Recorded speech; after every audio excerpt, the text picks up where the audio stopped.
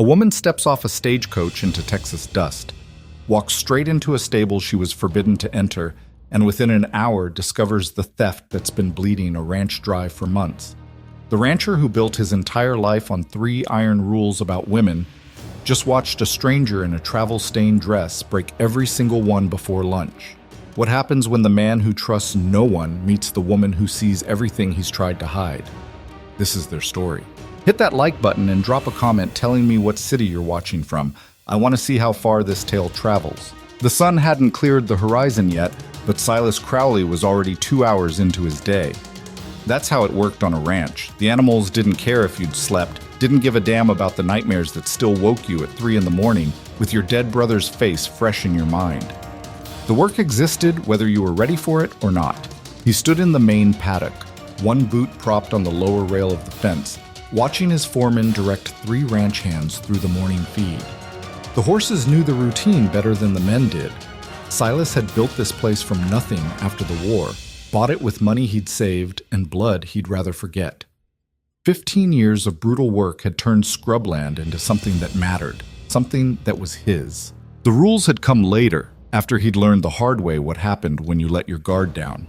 Marcus, his foreman of 8 years, called out instructions in that easy drawl that made men listen without feeling ordered around. Good at his job, reliable. Silas didn't trust easily, but Marcus had earned it through consistency and hard work. The kind of man who showed up before dawn and never complained about the conditions. Boss? One of the younger hands, Tommy, jogged over from the barn. Stagecoach coming up the road. Wasn't expecting any deliveries today. Silas straightened, squinting toward the dust cloud rising in the distance. He wasn't expecting anyone, hadn't ordered supplies. His brother James had handled all the ordering before the fever took him 3 months back. And since then, Silas had been running everything himself, learning as he went. The books were a mess, but he'd get to them eventually. Probably got the wrong ranch, he muttered. But something in his gut didn't settle right. The stagecoach pulled up near the main house, and the driver hopped down to open the door. Silas started walking that direction, Marcus falling into step beside him.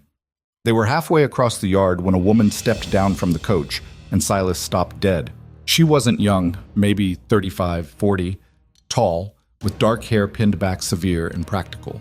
She wore a blue dress that had probably looked respectable when she'd started her journey, but now it was covered in the kind of dust that came from days on rough roads. She had one small trunk and a leather satchel that she held like it contained something more valuable than gold. The driver set her trunk down and tipped his hat. "Ma'am, you sure this is the right place?" "Crowley Ranch." Her voice was clear, educated, northern accent, probably Boston or somewhere close. "Yes, ma'am." "Then this is correct. Thank you." Silas approached slowly, Marcus right behind him. The woman turned to face them, and he got his first good look at her eyes, sharp, taking in everything. The kind of eyes that missed nothing, that calculated and measured in the space of a heartbeat. "Can I help you?" Silas kept his voice level, neutral. "Mr. Crowley?" She didn't wait for confirmation.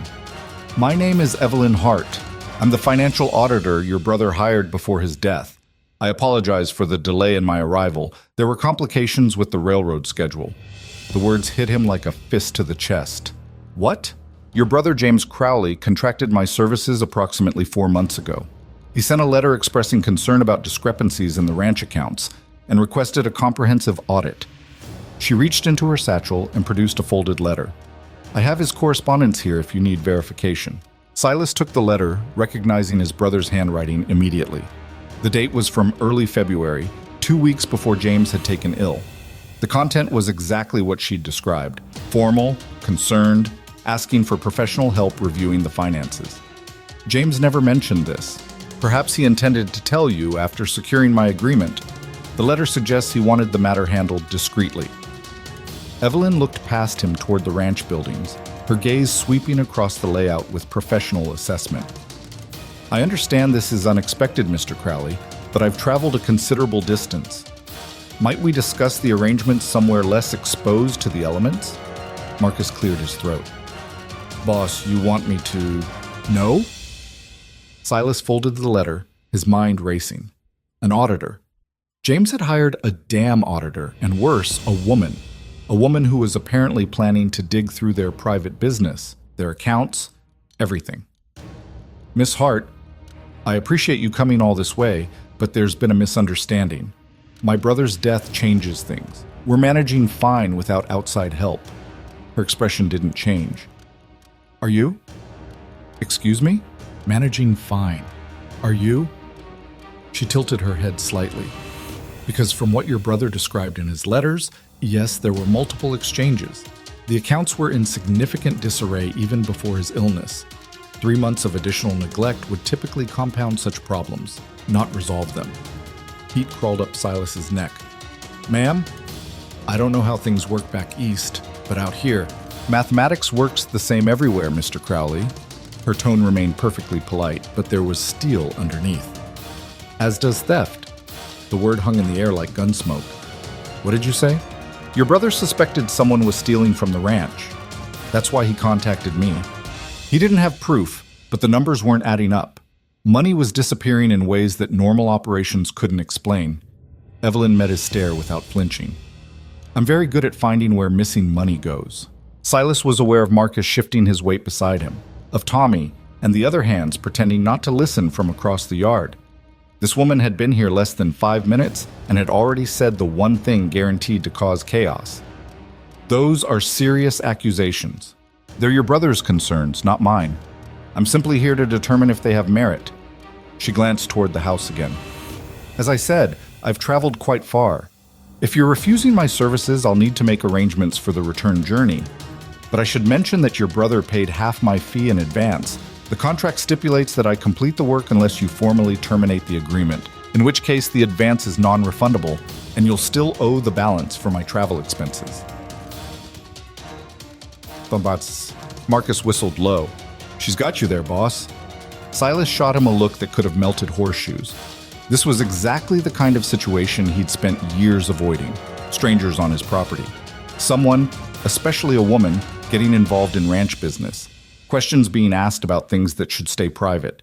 But if James had suspected theft, his brother had been the careful one, the one who paid attention to details while Silas focused on the land and livestock. If James had been worried enough to hire an auditor, there was probably a good reason. How long? Silas asked finally. To complete a thorough audit? Given the size of the operation and the time frame in question, I'd estimate 2 to 3 weeks, possibly longer if the records are particularly disorganized. And you need access to what exactly? All financial records for the past 18 months. Purchase orders, sales receipts, payroll documentation, supply invoices, bank statements if available. Any correspondence related to business transactions. I'll also need to interview key personnel about ranch operations to verify that documented expenses match actual practices. Silas felt the familiar weight of a decision he didn't want to make settling onto his shoulders. Every instinct told him to send her back to wherever she came from. But James's letter was real, and James had been smart about these things. There are rules on this ranch, Miss Hart. Something flickered across her face. Not quite amusement, but close. I'm sure there are. I'm serious. This is a working cattle operation, not some Eastern finishing school. We do things a certain way out here. I would expect nothing less. He studied her for another long moment, looking for signs of the delicate sensibilities that would make this whole situation impossible. She looked back at him with the calm patience of someone who'd spent her entire life waiting for men to finish making their points. Fine, he said, against his better judgment. You can do your audit, but you follow my rules, no arguments, no exceptions. First rule, you stay out of the stables. That's where the hands bunk, and I won't have complications because you wandered somewhere you shouldn't. Understood. Second, you don't give orders to my men. You need something. You ask me or Marcus here. Chain of command exists for a reason. Of course. Third, the books stay on ranch property. You work in the house where I can keep track of what's happening. No taking documents off-site. No making copies for some fancy Boston firm. I work alone, Mr. Crowley. I have no associates to share information with. Marcus stepped forward. I'll get her trunk to the house, boss. Guest room still set up? It wasn't, actually. They hadn't had guests since James died, but Silas nodded anyway. Make it work. Come on then, Miss Hart. Marcus reached for her trunk. I'll show you where you'll be staying. Actually, Evelyn said, her attention shifting past them both. Before settling in, I'd like to see where the ranch records are currently kept. Best to begin work immediately while the afternoon light is good. Tomorrow's soon enough, Silas said. Today is better. She wasn't arguing, just stating fact. The sooner I begin, the sooner I finish and leave your property. She had a point, and they both knew it. Silas gestured toward the main house, a sprawling structure he and James had built room by room as the ranch prospered. Office is on the right. Records are in there, such as they are. Such as they are, she repeated. How encouraging. They walked toward the house, Marcus trailing behind with the trunk. Silas could feel the eyes of every ranch hand watching this strange procession. By sunset, the whole territory would know Silas Crowley had a woman on his property, living in his house, going through his private business. The gossip alone would be enough to make him regret this decision. The office was exactly as James had left it. Papers stacked on every surface, ledgers piled in corners, receipts stuffed into drawers without any organization system. Silas had meant to clean it up, had told himself every day for 3 months that tomorrow he'd sort through everything. Tomorrow never seemed to come. Evelyn stood in the doorway, surveying the chaos with an expression Silas couldn't quite read. "Well," she said after a long pause, "I see why your brother requested assistance. James got sick fast. Didn't have time to organize before—" The words stuck in his throat. Before he died, felt too raw to say out loud, even now. "I understand." Her voice softened slightly, the first real hint of compassion since she'd arrived. "I'll begin by creating an inventory of what's here. That alone will take most of today. I'll need a work table cleared and adequate lighting. We have lamps. Sunlight is preferable for this kind of detailed work. Lamplight causes eye strain and makes it easier to miss important details." She was already moving into the room, setting her satchel on the one chair that wasn't covered in papers. Marcus appeared with her trunk, looking uncertain about where to put it. "Guest room is upstairs, second door on the left," Silas told him. "Get it settled, then meet me in the south pasture. We've got fence work to finish before the afternoon heat sets in." "You're leaving?" Evelyn turned from her examination of the nearest ledger stack. "I've got a ranch to run, Miss Hart. You said you wanted to start immediately, so start. I'll be back for supper." He left before she could respond, Marcus following him out. They didn't speak until they were well clear of the house, halfway to where the horses were waiting. "Boss, you sure about this?" Marcus kept his voice low. "Woman alone in the house, going through all those papers. She's right about one thing, James was worried. He wouldn't have hired her without good reason." Silas swung up into his saddle, the familiar leather creaking under his weight. "Keep the men away from the house unless they have specific business there. Last thing we need is complications." "You think there's really something wrong with the money?" "I don't know, but we're about to find out." They worked through the afternoon repairing fence line in the brutal Texas heat. Hard physical labor that let Silas avoid thinking about the woman currently dissecting 3 years of his and James's work. By the time they headed back, the sun was starting its slow descent toward the horizon, painting everything gold and orange. The house looked different somehow, though Silas couldn't pinpoint what had changed. He stabled his horse and walked to the main entrance, boots heavy on the porch boards. Inside, he found Evelyn exactly where he'd left her, except now the office looked like a tornado had reorganized it. Papers were spread across every surface in what appeared to be deliberate groups. She'd moved furniture, creating a workspace that took up most of the room. 3 different ledgers lay open in front of her, and she was making notes in a small journal with rapid, precise handwriting. She looked up as he entered, and Silas noticed the smudge of ink on her cheek, the wisp of hair that had escaped her severe bun. "Mr. Crowley, good timing, actually. I have questions." "I'm sure you do." "Your supply orders from last fall, specifically October through December. The invoices indicate purchases of feed grain in quantities that seem excessive for your livestock count. Can you explain the discrepancy?" Silas moved closer, looking at the paper she indicated. Numbers swam in front of his eyes. He'd never been good with this part of ranching. That had been James's territory. "We bought extra before winter, standard practice." "Yes, but the standard calculation would be approximately 40% less than what you actually purchased. Where did the excess go?" "Stored in the barn." "All of it?" He frowned. "As far as I know." She made another note. "I'll need to verify the current inventory against these purchase records. Also, your payroll documentation is incomplete. Several months show payments to ranch hands whose names don't appear in earlier or later records." Were these temporary workers? Probably. We hire extra help during cattle drives, spring branding, that kind of thing. But you don't keep consistent records of who works when. Marcus handles hiring. You'd have to ask him about specific dates and names. I will. She returned her attention to the ledgers, already moving on to whatever calculation occupied her mind next. Silas stood there feeling useless in his own office, watching this stranger unravel months of work with the kind of focus he usually only saw in predators tracking prey. It was unsettling as hell. "I'll be in the kitchen," he said finally. "There's food if you're hungry." "Not yet. I want to finish cataloging the 1881 records before dark." He left her to it, too tired to argue. In the kitchen, he found cold biscuits and leftover stew that had seen better days. He ate standing up, watching through the window as the last light faded from the sky. When he passed the office again on his way upstairs, Evelyn was lighting lamps, squinting at a page of figures that looked identical to every other page on the desk. She didn't notice him watching. Completely absorbed in her work, mouth moving slightly as she added numbers in her head, Silas went to bed wondering what the hell James had set in motion by hiring this woman. He got his answer at dawn. The scream came from the direction of the stables, cutting through the early morning quiet like a knife.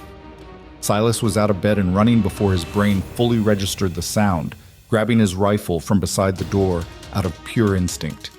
He hit the yard at a dead sprint, Marcus emerging from the bunkhouse at the same moment. They converged on the stables together, Silas's heart hammering against his ribs. Inside, he found Evelyn Hart standing in front of Ranger's stall, both hands pressed to her mouth, eyes wide with horror. And she was absolutely not supposed to be there. "What the hell are you doing in here?" Silas's voice came out harder than he intended, fear translating to anger in the space of a heartbeat. "I told you the stables were off limits." Evelyn spun to face him, and he saw that she wasn't scared. She was furious. "Your horse is dying," she said, each word clipped and precise. "And whoever is responsible for his care is either criminally negligent or actively trying to kill him." "What?" She pointed into the stall where Ranger stood, the big bay gelding that had been Silas's primary mount for 6 years. "Look at his left foreleg. Actually, look." Silas moved closer, Marcus right behind him. At first, he didn't see anything wrong. Ranger looked like he always did, calm, steady, waiting for his morning feed.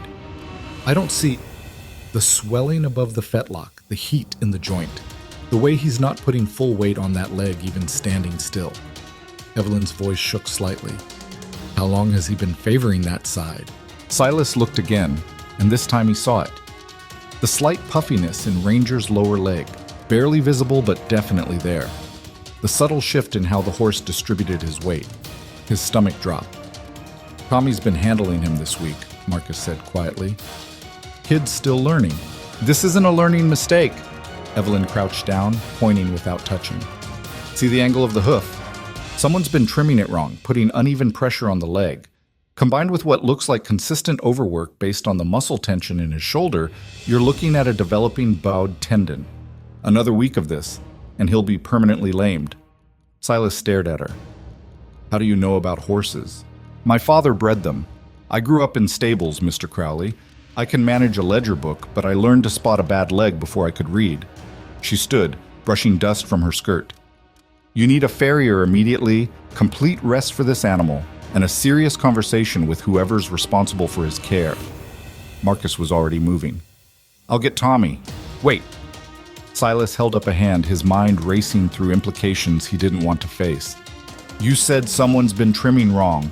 Tommy's green, but he knows better than to mess with hooves he's not trained for. We pay a farrier to come through twice a month."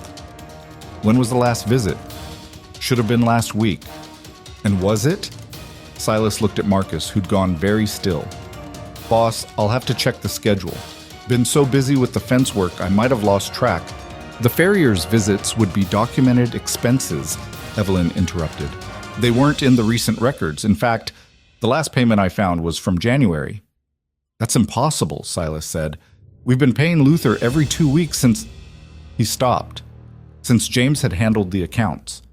The silence that followed felt like standing on the edge of a cliff, knowing the ground was about to give way, but unable to step back. "Show me the records," he said finally. "Everything related to the farrier." They moved to the office, leaving one of the other hands to watch over Ranger. Evelyn went straight to one of her organized stacks, pulling out a ledger marked with a ribbon. Here, your payment logs for services rendered. She opened to a marked page. Last documented payment to Luther James, farrier, was January 14th. After that, nothing. But Marcus has been telling me... Silas looked at his foreman. You said Luther was coming regular. Marcus's face had gone pale. Boss, I swear, I thought... The schedule book showed... May I see this schedule book? Evelyn's voice had gone very quiet. Marcus retrieved it from a desk drawer, hands shaking slightly as he passed it over. Evelyn examined it with the same focused intensity she brought to everything else, her eyes moving rapidly across entries. The handwriting changes, she said after a moment. The earlier entries match other samples I've seen in ranch correspondence. Later ones are different. Someone's been making false entries. Silas felt something cold settle in his chest. Who has access to that book? Anyone in the office, me, you, the hands who report in each evening. Marcus's voice had dropped to barely a whisper. Boss, I didn't know. I trusted... Who actually handled the scheduling and payments after James died? The question hung there for 3 long heartbeats before Marcus answered. I delegated most of it to save you the burden. Thought I was helping. Delegated to who? Jenkins. He's been with us 4 years, handles supply coordination. Seemed natural to... Silas was already moving, rage building in his throat like a physical thing. He stormed out of the house, across the yard to where the hands were gathering for morning assignments. He found Jenkins near the corral, a lean man in his 40s with a reputation for being reliable and detail-oriented. Jenkins, office, now. Something flickered across the man's face. Guilt, calculation, fear. He started backing away. Boss, I can explain. I said now, or you can explain to the sheriff. That stopped him. Jenkins's shoulders slumped, and he followed Silas back to the house like a man walking to the gallows. Marcus was waiting on the porch, looking like he'd aged 10 years in the last 10 minutes. Inside, Evelyn had pulled out more ledgers, more papers, building what looked like a case that could bury a man. 3 months, she said without preamble when Jenkins entered. That's how long you've been skimming. Probably longer, but that's how far back I've traced it definitively.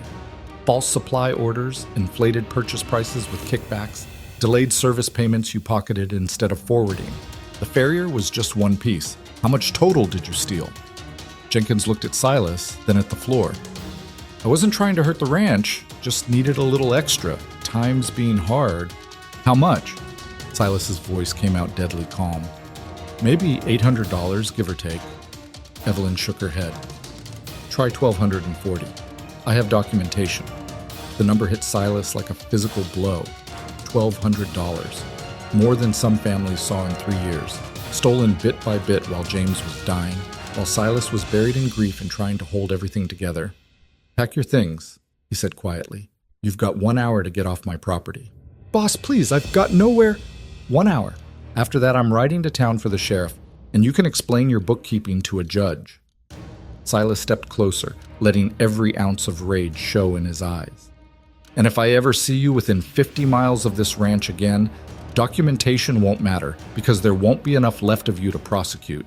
Jenkins ran. Actually ran from the office, footsteps pounding across the porch and toward the bunkhouse.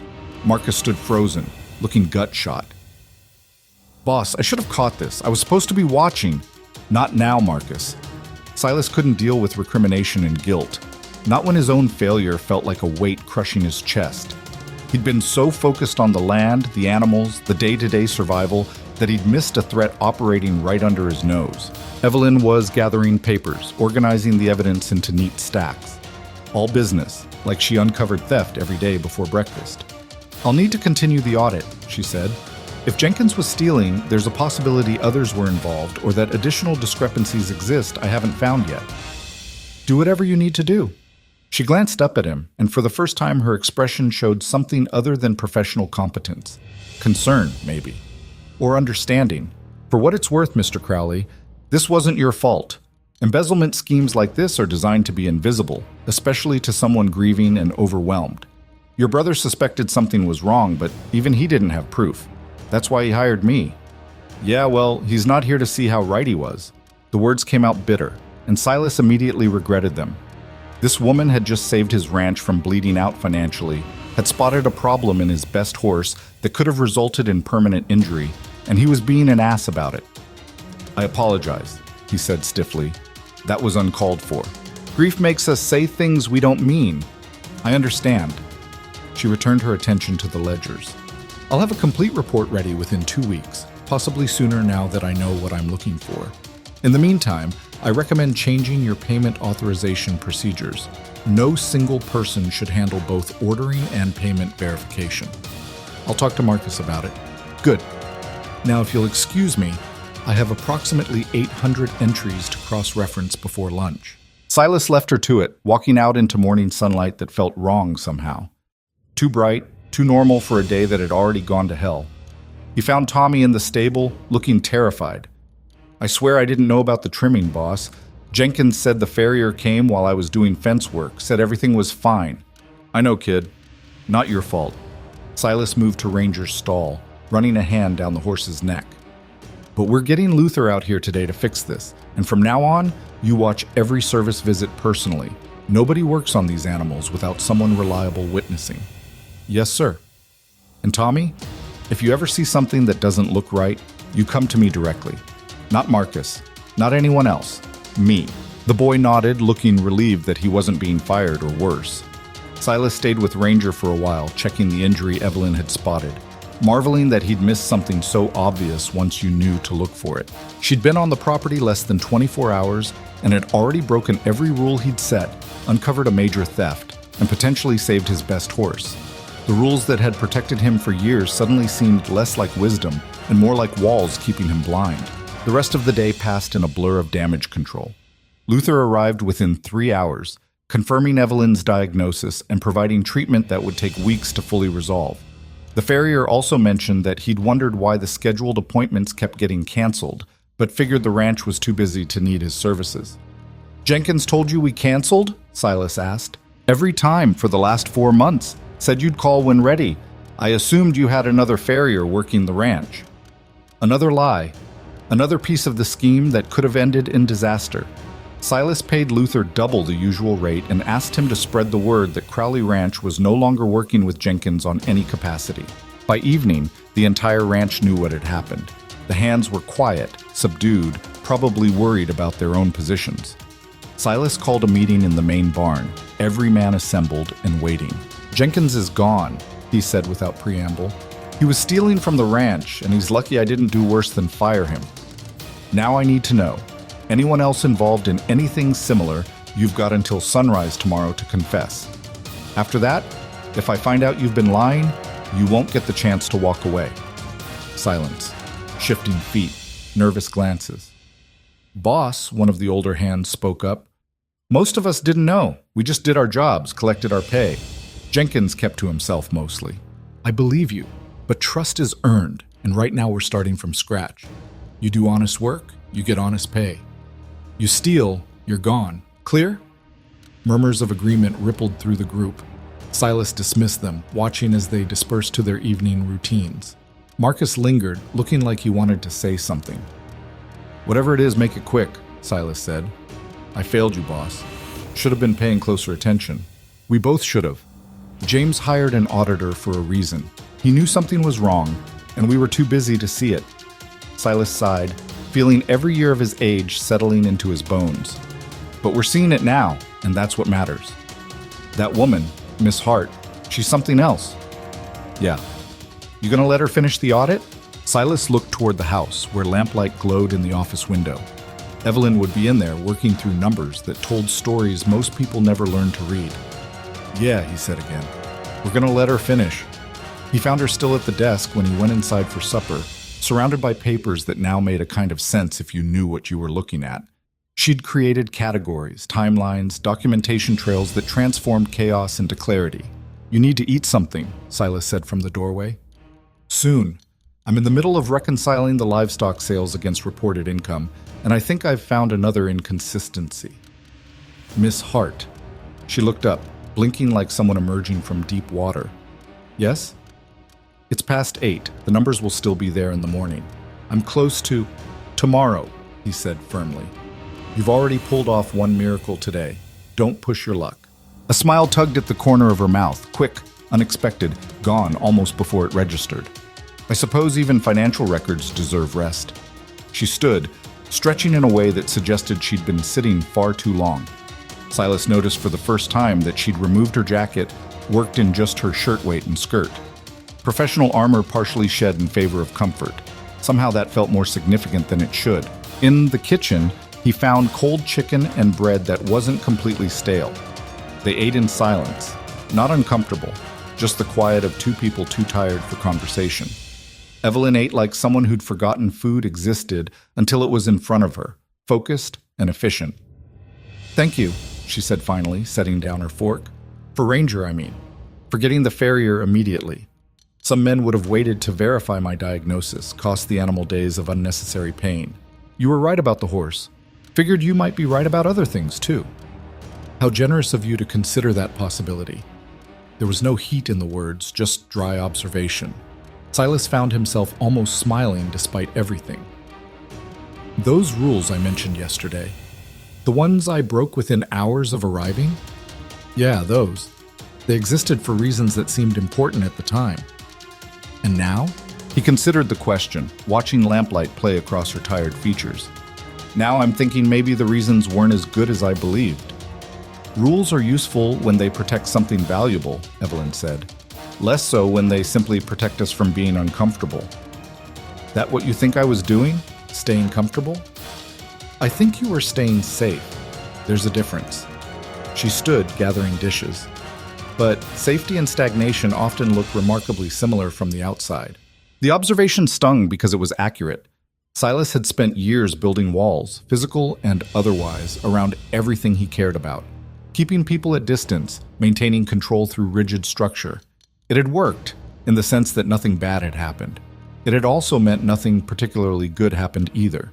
"You should get some rest," he said, instead of pursuing that thought further. "Tomorrow's going to be another long day." "They're all long days, Mr. Crowley. That's the nature of the work." She left him sitting in the kitchen, listening to her footsteps on the stairs. Outside, the ranch settled into night sounds, horses shifting in their stalls, wind moving through the grass, distant coyote calls. The same sounds that had lulled him to sleep for 15 years. But something had changed. A woman in a dusty blue dress had walked onto his property, broken his rules, and showed him just how much he'd been missing while locked inside his own carefully constructed prison. Silas sat there until the lamp burned low, thinking about theft and horses, and the way Evelyn Hart had looked at his accounts like they were puzzles demanding to be solved. Thinking about James, who'd known something was wrong, and had reached out for help even while dying. His brother had trusted a stranger to see what family had missed. Maybe it was time Silas started trusting that instinct. He found her in the office again at dawn, already working. This time he didn't comment, just brought her coffee and left her to it. The day unfolded around her presence, ranch work continuing while she dismantled months of deception, one ledger entry at a time. By sunset, she'd uncovered 2 more instances of inflated purchases, both tied to Jenkins's network of suppliers who kicked back percentages. By the end of the week, the total had climbed to nearly $1,500 stolen across 8 months. And every evening, Silas found himself in that office, watching her work, sometimes talking through what she'd found, sometimes just sitting in silence while she explained accounting principles that actually started making sense when she described them. The hands learned to accept her presence, stopped staring when she walked across the yard, started tipping their hats and calling her ma'am like she belonged there. Slowly, without anyone quite noticing when it happened, the rules stopped mattering. Evelyn Hart had arrived as an auditor hired to find missing money. But as the Texas sun set on another day of honest work and difficult truths, Silas was starting to suspect she might be uncovering something far more valuable than stolen cash. She was showing him what happened when you stopped hiding behind rules and started seeing what was actually there. And what he saw, when he finally allowed himself to look, was a woman who'd walked into chaos and transformed it into clarity, who'd saved his horse, protected his ranch, and somehow made him feel less alone than he had in years. The audit would be finished soon. The theft documented, the losses calculated, the recommendations made. Evelyn Hart would pack her trunk, board the next stagecoach, and disappear back into whatever life she'd left behind, unless he found a reason for her to stay. The thought terrified him more than any threat he'd faced on the frontier. But as Silas watched her work, bent over numbers that danced in lamplight, he realized that some risks were worth taking, even for a man who'd built his entire life on staying safe. The second week brought heat that turned the ranch into something out of a fever dream. The kind of brutal Texas summer that made men question their life choices and horses stand motionless in whatever shade they could find. Evelyn worked through it like the temperature was a minor inconvenience, though Silas noticed she'd started rolling up her sleeves and keeping her hair in a loose braid instead of the severe bun she'd arrived with. She was also asking more questions. "Your cattle count from the spring drive doesn't match the inventory James recorded in March," she said one afternoon, catching Silas as he came in from checking the south water tank. "You documented selling 240 head in Kansas City, but the starting count was only 231. Where did the extra 9 come from?" Silas poured himself water from the pitcher, buying time to think. "Could be James miscounted. We were dealing with a lot that month. Your brother's counts are consistently accurate throughout the ledgers. He rechecked his work, made notations when he corrected errors. This isn't a mistake. It's missing information." "Then I don't know what to tell you." She studied him with those sharp eyes that saw too much. "Or you do know, and you're protecting someone." "I'm not protecting anyone. I'm saying sometimes the count gets fuzzy when you're moving livestock across territories. Things happen."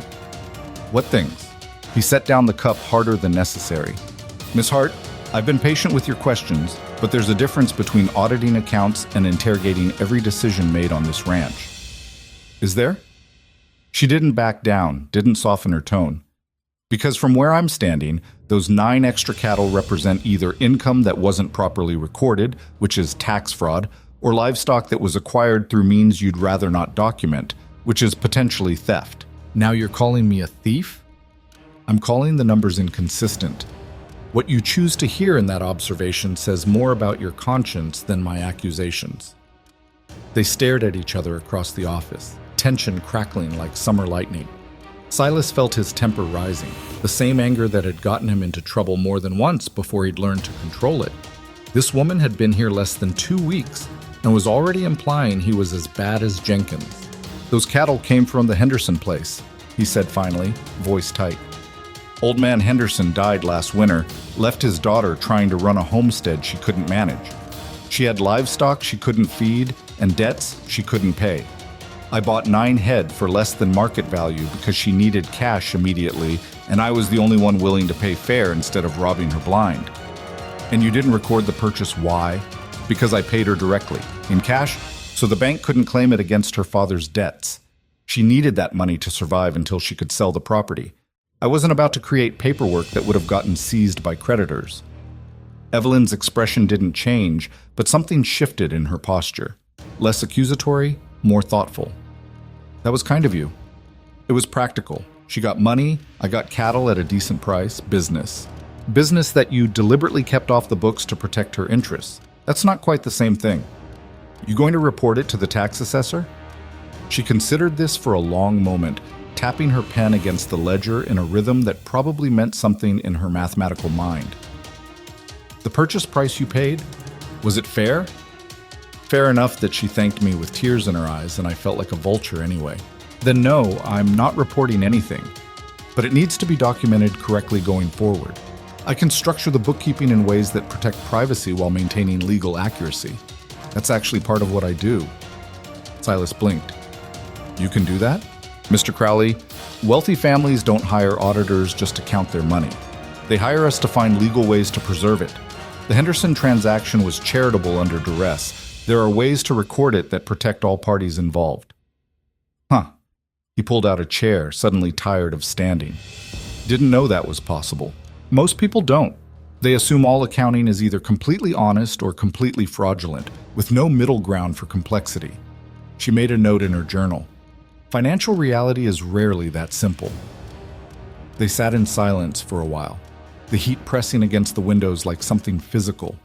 Silas watched her work, marveling at how quickly his anger had dissolved once she understood the full situation. Most people would have judged first and listened never. "Can I ask you something?" he said. "You're going to regardless of my answer. Why do you do this? Travel around alone, dig through other people's messes, deal with men who don't want you there?" Evelyn didn't look up from her calculations. Because I'm good at it. That's not a real answer. It's the only answer that matters. She paused, reconsidering. My father died when I was 16. Left my mother with debts she didn't know existed and accounts she couldn't decipher. The men who came to settle the estate lied to her face, told her there was nothing left when in fact there was enough to keep us comfortable for years. She believed them because she'd never been taught to question financial authority. What happened? I taught myself accounting. Spent 2 years learning everything I could, then challenged the settlement. Got back most of what was stolen, though by then my mother had already worked herself sick trying to survive. Evelyn's voice remained steady, but her pen had stopped moving. She died thinking we were poor. I proved we weren't 3 months too late. The story hit Silas harder than he expected. He'd assumed Evelyn did this work for money or independence or some abstract principle. Never considered she might be fighting a war that had already been lost. I'm sorry. Don't be. It taught me that numbers don't lie. But people who control numbers often do.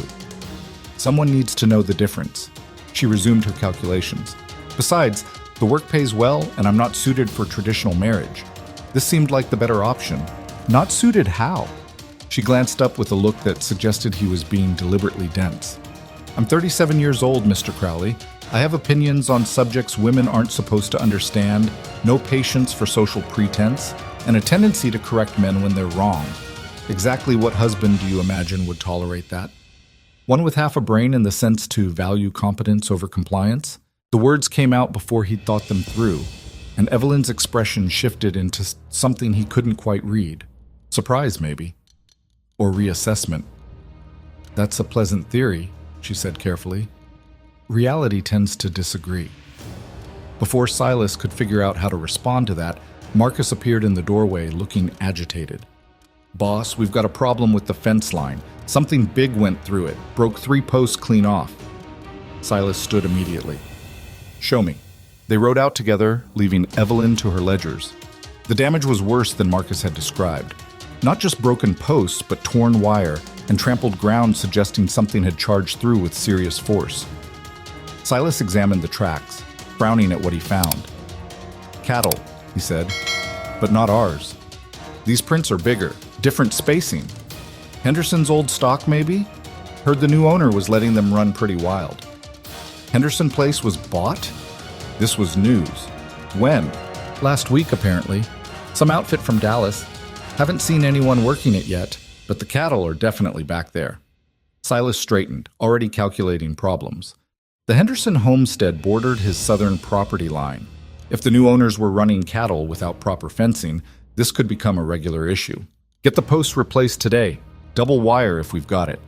He swung back into the saddle.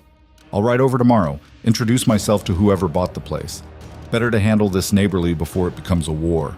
By the time he got back to the house, evening was settling in, and Evelyn had moved her work to the kitchen table. She'd laid out what looked like a complete financial map of the ranch. Income streams, expense categories, seasonal patterns, all rendered in her precise handwriting. You're going to wear yourself out, Silas said, lighting a lamp. I'm close to finished. Another few days, and I'll have the complete audit ready for your review. And then what? She looked up from her papers, and in the lamplight, her face showed the exhaustion she'd been hiding. Then I return to Boston, and you go back to running your ranch. Just like that? That's generally how contracts work, yes. Silas wanted to argue with that, wanted to say something about how she'd become part of the daily rhythm here, how the hands asked after her opinion now. And Marcus had started bringing financial questions directly to her. How the office felt empty on the rare occasions when she wasn't buried in ledgers. Instead, he said, found out someone bought the Henderson place. Going to ride over tomorrow, see what kind of neighbors we're getting. Want company? The offer came casually, but her eyes were sharp with interest. I'd like to see the property that generated your mysterious 9 cattle. It's a long ride in this heat. I've endured worse. They left after dawn before the sun turned vicious. Evelyn rode like someone who'd grown up on horses, comfortable in the saddle despite wearing a riding skirt that had clearly seen better days. She'd borrowed a hat from somewhere, wide-brimmed and practical. The Henderson homestead looked worse than Silas remembered. The house needed paint, the barn was leaning slightly, and the corrals were held together with hope and determination. But there were signs of new activity, fresh lumber stacked near the barn, tools that hadn't been there before, a wagon loaded with supplies. A man emerged from the barn as they approached, wiping his hands on a rag. Mid-50s, weathered face, the build of someone who'd done hard labor his entire life. Behind him came a younger man, probably his son, based on the similar features. "Help you folks?" The older man's tone was polite but cautious. Silas dismounted. "Silas Crowley. I own the ranch that borders your south fence. Wanted to introduce myself, welcome you to the area. Carl Mitchell, this is my son, David." They shook hands. "Didn't realize we had neighbors so close. Your cattle broke through our shared fence line yesterday. No real damage, but figured we should talk about maintaining that boundary before it becomes an issue." Mitchell's expression tightened. "Damn it, I told the broker those animals were included in the sale, didn't realize they were running loose. I'll get them rounded up today." "Appreciate that." Silas gestured to Evelyn, who'd remained mounted. "This is Miss Hart. She's helping me sort out some business matters." Mitchell nodded politely, but his attention was already drifting back to the barn. "Look, Mr. Crowley, I appreciate you riding over. Once we get properly set up here, I'll make sure the fencing is solid. Right now, we're just trying to make the place livable." "You planning to run cattle?" "Eventually. Bought this property thinking we'd start small, build up over time. Seemed like a good opportunity." He hesitated. "Though I'm starting to wonder if we got sold a dream instead of a working homestead." David spoke up for the first time. "Water rights are tangled up with 3 other properties. The well needs complete rebuilding. Half the fencing is rotten through. And the survey markers are off by almost 40 yards from where the broker's map showed them." Evelyn had gone very still in her saddle. "Did you hire a surveyor to verify the property lines before purchase?" Broker said it wasn't necessary. Had official documents showing the boundaries. Official documents can be deliberately inaccurate if no one bothers to verify them against physical markers. She dismounted smoothly. "May I see the deed and survey papers?" Mitchell looked uncertain. "I don't mean offense, ma'am, but this is our business. I'm a financial auditor, Mr. Mitchell. If you were sold property under false pretenses, those documents will show it. I can review them in 10 minutes and tell you whether you have legal recourse or just expensive problems." The 2 men exchanged glances. Finally, Carl nodded. "They're in the house. Come on." Silas followed them inside, curious despite himself. The Henderson place looked different inside. Furniture removed, walls bare, everything stripped down to structure. Mitchell retrieved a folder from a travel trunk, spreading papers across a dusty table. Evelyn examined them with the same focused intensity she brought to the ranch ledgers. Her finger traced lines on the survey map, compared descriptions in the deed, cross-referenced against what looked like tax documents. "This is fraudulent," she said after 5 minutes. "What?" "The survey description lists the south boundary as running along a creek bed that dried up 12 years ago. The markers reference a cottonwood grove that was cleared for lumber in 1879. Either this survey was drawn from outdated records, or someone deliberately used old landmarks to obscure the actual property lines." She looked up at Mitchell. "What did you pay?" $1,500. "For how many acres?" "Broker said 160 plus water rights to the spring." Evelyn pulled out another document, scanning quickly. "The registered deed lists 137 acres, and the water rights are shared with 2 adjacent properties who have senior claims. You paid premium price for land you don't fully own, with resources you can't exclusively access." Carl Mitchell's face had gone the color of old paper. "But the broker showed us everything, explained the whole situation. The broker worked for the company selling the property. Their job was to maximize sale price, not protect your interests. Did you have independent legal representation? Couldn't afford a lawyer on top of the purchase price. So you trusted the seller's agent to handle a transaction where they benefited from your ignorance." Evelyn's voice was matter-of-fact, not cruel, but the judgment was clear. "That was foolish." David slammed his fist on the table. "We came here to start over, invested everything we had. Now you're saying we got robbed?" "I'm saying you purchased property without proper verification and got exactly what you should have expected, less than you were promised." She gathered the papers into a neat stack. "But you're not without options. The fraudulent survey gives you grounds to challenge the sale. If you can prove the selling company knowingly misrepresented the property details, you might recover damages or force a price adjustment. How do we prove that?" Hire a competent surveyor to establish the true boundaries. Get written statements from anyone with knowledge of the old markers. Document every discrepancy between what was promised and what actually exists.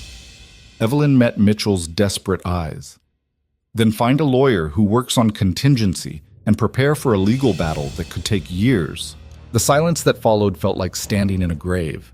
These men had gambled their future on this property and lost before they'd even started.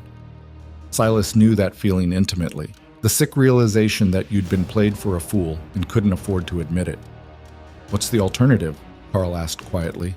"Make the best of what you have. The land itself is still viable, just less than promised. The water situation is complicated but manageable if you negotiate sharing agreements with the senior rights holders. It won't be the opportunity you thought you were buying, but it's not worthless either." Easy for you to say. Actually, it's not easy at all. I'm telling you that someone took advantage of your hope and left you with hard choices. There's nothing easy about that truth. Silas watched Evelyn deliver this assessment with clinical precision. No softening of the blow, no false comfort. Just honesty served cold and direct. The Mitchells looked gutted, but they also looked like men who now understood exactly what they were facing. "I might be able to help with the water situation," Silas heard himself say. "My South Spring runs stronger than we need. We could work out a sharing arrangement that gives you reliable access without fighting legal battles over the Henderson rights." Carl looked up sharply. "Why would you do that?" But. "Because watching the Dallas Land Company rob homesteaders makes me angry, and spite is a powerful motivator." It was true enough, though not the whole truth. The whole truth was standing next to him in a dusty riding skirt, radiating fierce satisfaction at having exposed another fraud. They worked out basic terms before leaving, water sharing in exchange for Mitchell maintaining the shared fence line. Not charity, not quite business, something in between that felt right, even if Silas couldn't articulate why. On the ride back, Evelyn was quiet, thinking, processing, doing whatever complex calculations happened in that sharp mind. "You didn't have to offer the water," she said finally. "Seemed like the right thing to do. The right thing and the profitable thing are rarely the same." Maybe, but watching them get crushed by that land company reminded me of something my brother used to say. "You can't control whether other people are honest, but you can damn well control whether you are." Evelyn glanced at him, and something in her expression made Silas's chest feel tight. James sounds like he was a good man. He was. Better than me in most ways. I doubt that. They rode in silence for a while, the ranch buildings visible in the distance. Silas found himself not wanting this ride to end, not wanting to go back to the separate rhythms where she worked in the office, and he worked the land, and they only intersected at meals. "Can I ask you something?" Evelyn's voice cut through his thoughts. "Seems to be the theme lately. When your brother hired me, when you first saw that letter, why did you really agree to let me stay? It couldn't have been just because of the contract terms." Silas considered lying, considered deflecting, chose honesty instead. "Because James was careful about people. If he trusted you enough to hire you while dying, that meant something. And because..." He stopped, searching for words. "Because the rules I'd built around this place were starting to feel less like protection and more like a prison. Didn't realize that until you broke them all in one morning. And now? Now I'm thinking maybe I built those rules to avoid being hurt again. But what I actually avoided was living." The words hung in the hot afternoon air between them. Evelyn looked straight ahead, her face unreadable, but her hands had tightened slightly on the reins. "That's a dangerous realization," she said. "Yeah. Changes like that, they're not simple. You can't just decide to be different and wake up transformed." "I know. Do you?" She turned to face him fully now, and her eyes were serious. "Because I've watched men have these revelations before, Silas. They decide they want to change. They mean it genuinely, and then the actual work of changing proves harder than they imagined. Old patterns reassert themselves. Comfort wins over growth. Good intentions become regrets." The use of his first name registered somewhere in the back of his mind, but he was too focused on what she was actually saying to comment on it. "You think I'll fail?" "I think change is difficult and most people give up halfway through. Not because they're weak, but because it's genuinely hard to become someone new." "And if I don't give up, then you might actually build something worth having instead of just something that feels safe." She urged her horse forward. "But that's a hell of a gamble." They didn't speak again until they reached the ranch. Marcus met them in the yard with news that 2 more cattle had broken through from the Mitchell property and the hands had spent the afternoon rounding them up. Silas dealt with it, getting the animals secured and the fence temporarily patched while making mental notes to ride back over tomorrow with proper materials. By the time he returned to the house, Evelyn was back in the office, working by lamplight despite the late hour. He stood in the doorway watching her, this woman who'd appeared in his life like a dust storm and left nothing unchanged. "You should rest," he said. "So should you." "Yeah, well, the ranch doesn't run itself." "Neither does a complete financial audit." But she set down her pen, rubbing her eyes. "Though I suppose another hour won't make much difference at this point. How much longer do you need for the audit, I mean?" 3 days, maybe 4. "I'm in final review now, checking my calculations, verifying I haven't missed anything significant." 3 days? Less than a week before she'd pack her trunk and disappear back to whatever life waited in Boston. The thought sat in Silas's stomach like bad food. "And then what?" he asked. "You've got another job lined up?" "I always have work lined up. Estate settlements, business audits, fraud investigations. People who need numbers explained and money recovered." She stood, stretching.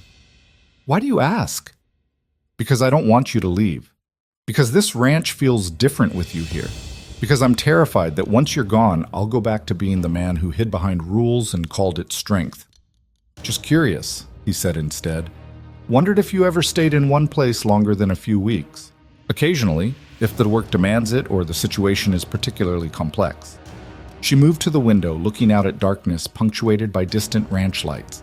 "But usually I prefer to keep moving. Easier that way." "Easier how?" "Easier to stay objective. Easier to leave when the job is done. Easier to avoid complications." "What kind of complications?" Evelyn turned to face him, and in the lamplight her expression was unguarded for once. "Tired, yes, but something else too. Something that looked almost like loneliness. The kind where people start to matter more than the work," she said quietly. "The kind where leaving stops being simple." The air between them felt charged with things unsaid, with possibilities neither was quite ready to name. Silas knew he should walk away, let this moment pass, maintain the careful distance they'd both been pretending still existed. Instead he said, "Would that be so terrible?" "Yes." No hesitation, no softening. "Because I've spent 15 years building a life that works precisely because I don't let people matter that much. I'm good at what I do because I stay detached, analytical, focused on the numbers instead of the faces attached to them. Start caring about the people and you lose that edge. Make compromises you shouldn't. Miss things you can't afford to miss. Or maybe you see things that actually matter instead of just what the ledgers show. That's a romantic notion with no basis in practical reality." "Is it?" Silas moved closer, not crowding but closing the distance. "You cared about the Mitchells today. Cared enough to show them the truth even when it hurt. That wasn't detachment. That was someone who gives a damn about justice even when it's inconvenient. Justice and sentiment aren't the same thing." "Maybe not, but they're closer than you pretend." Evelyn looked at him for a long moment, something shifting behind her eyes. "Why are we having this conversation, Silas?" "Because in 3 days you're leaving and I'm trying to figure out if that's what you actually want or just what feels safer. It's what makes sense. That's not an answer. It's the only answer I can give you." She brushed past him, heading for the stairs and whatever solitude her room provided. Silas let her go, knowing pushing harder would only drive her further into the walls she'd built around herself. He understood those walls, had lived behind similar ones for years. The difference was, he was starting to want out of his. And the woman who'd shown him what life looked like beyond those walls was about to walk away because she was still locked inside her own. The next few days passed too quickly. Evelyn worked relentlessly, completing her audit with the same precision she brought to everything. Silas found excuses to be in the office more than necessary, bringing her coffee, asking questions about the findings, anything to extend their conversations beyond pure business. She was, he discovered, funny when she let her guard down. Dry wit that caught him off balance and made him laugh despite himself. She had opinions on everything from horse breeding to territorial politics, delivered with confidence that dared you to disagree. And she listened when he talked about the ranch, the land, the dreams he and James had built this place around. It felt like the beginning of something neither was ready to name. On the third evening, Evelyn called him to the office. She'd compiled her findings into a neat stack of documents, each section organized and explained with clarity that made sense even to someone who'd rather work with horses than numbers. The total loss from Jenkins's theft was $1,623 over 9 months, she said, walking him through the summary. I've documented every fraudulent transaction with supporting evidence. If you pursue criminal charges, this should be sufficient for prosecution. And if I don't, then at least you know the scope of the damage and can prevent it happening again. She handed him a second document. These are my recommendations for financial controls. Basic procedures that will make theft significantly harder without adding unreasonable overhead to daily operations. Silas scanned the list, impressed by how practical it all seemed. You really think this will work? I know it will. I've implemented similar systems for operations 3 times your size. The key is consistency, actually following the procedures instead of treating them as suggestions. Marcus is going to hate the extra paperwork. Marcus will appreciate not being blamed if something goes wrong again. She pulled out a final document. This is my fee statement. The balance owed after your brother's advance, plus expenses for materials and extended stay. You can remit payment to my Boston address at your convenience. The number was fair, probably less than she could have charged given how much money she'd recovered. Silas set it aside, not ready to deal with the finality it represented. When do you leave? Stagecoach runs through tomorrow afternoon. I'll be on it. Tomorrow. Less than 24 hours before she disappeared from his life as suddenly as she'd entered it. You could stay longer, he said, knowing it was pointless but unable to stop himself. Help implement these controls. Make sure we're doing it right. You don't need me for that. The instructions are clear enough for anyone with basic literacy to follow. Her tone remained professional, but something flickered across her face too fast to catch. Besides, I have other commitments waiting. Right, of course. They stood there in the office that had become their shared space over the past weeks, surrounded by ledgers and lamplight, and all the careful distance they'd built between themselves. Silas wanted to say something that would make her reconsider, wanted to offer something compelling enough to outweigh all her logical reasons for leaving. But he'd never been good with words, and the ones that mattered stuck in his throat like stones. Thank you, he said finally, for everything.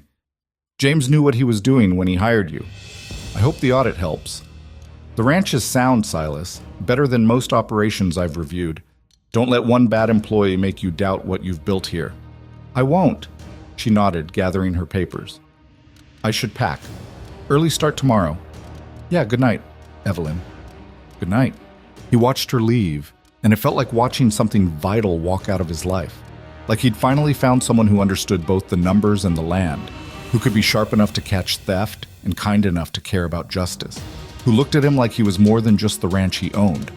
And he was letting her go because neither of them was brave enough to say what this actually was. Silas didn't sleep that night. He lay in bed staring at ceiling beams he'd helped install years ago, listening to the house settle around him and thinking about all the things he should have said and didn't. Somewhere upstairs, Evelyn was probably packing her trunk with the same methodical efficiency she brought to everything else, preparing to walk out of his life like the past 3 weeks had been just another job. Maybe for her, that's all it was. He was up before dawn, moving through morning routines on autopilot. The horses needed feeding, the hands needed direction, the ranch required his attention regardless of what was happening in his head. Marcus found him in the stable, pitching hay with more force than necessary. You gonna tell her? Marcus asked without preamble. Tell who what? Don't play stupid, boss. It doesn't suit you. Marcus leaned against the stall door, arms crossed. That woman's leaving in a few hours, and you've been walking around like someone kicked your dog. Either say something or don't, but stop pretending this is just about the audit. Silas drove the pitchfork into the hay bale harder than needed. There's nothing to say. She's got a life in Boston. I've got the ranch. That's the reality. Reality is what you make it. When did you become a philosopher? About the same time you became a coward. Marcus's voice was matter-of-fact, not cruel. I've known you 15 years, Silas. Watched you build this place from nothing, fight off claim jumpers, survive drought and disease and every other damn thing Texas could throw at you. Never once saw you back down from something that mattered, but one woman scares you worse than all of that combined. It's not that simple. It never is. Doesn't mean you give up without trying. Silas wanted to argue, wanted to explain all the logical reasons why pursuing this made no sense. But the words stuck in his throat because Marcus was right. He'd faced down armed men over water rights, had rebuilt after losing everything to fire, had kept going after James died, even when grief made breathing feel impossible. But the thought of telling Evelyn he wanted her to stay terrified him in ways actual danger never had. What if she says no? The question came out quieter than intended. Then at least you'll know. Better than spending the rest of your life wondering what might have happened if you'd had the guts to ask. Marcus left him with that, heading off to coordinate the day's work. Silas finished with the horses, his mind churning through possibilities and outcomes and 100 different ways this could go wrong. By the time he headed back to the house, the sun was climbing and his resolve was wavering between determination and panic. He found Evelyn in the kitchen, her trunk already by the door. She'd changed into traveling clothes, the same blue dress she'd arrived in, cleaned and mended but still showing the wear of hard miles.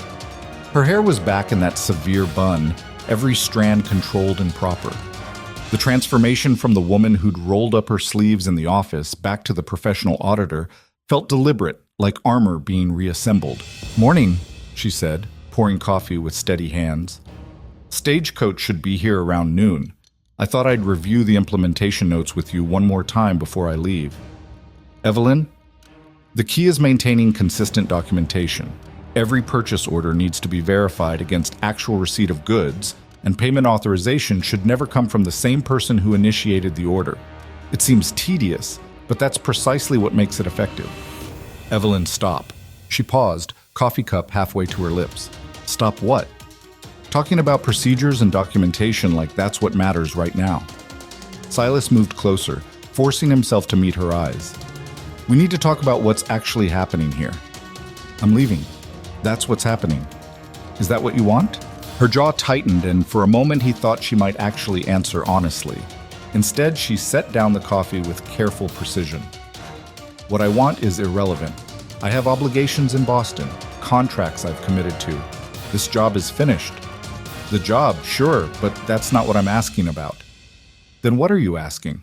Silas had rehearsed this conversation a dozen times in his head overnight, planned out careful words that would make his case without pushing too hard. All of that disappeared in the face of her deliberate composure, leaving him with nothing but raw honesty. "I'm asking if you feel what I feel when we're in the same room. If you notice that conversations started taking longer because neither of us wanted to leave. If you realize somewhere in the last 3 weeks that this stopped being about the audit and became something else entirely." Evelyn's expression didn't change, but her knuckles went white around the coffee cup. "Silas, don't do this." "Don't do what?" "Tell you the truth? Ask you to consider staying? Don't make this harder than it needs to be."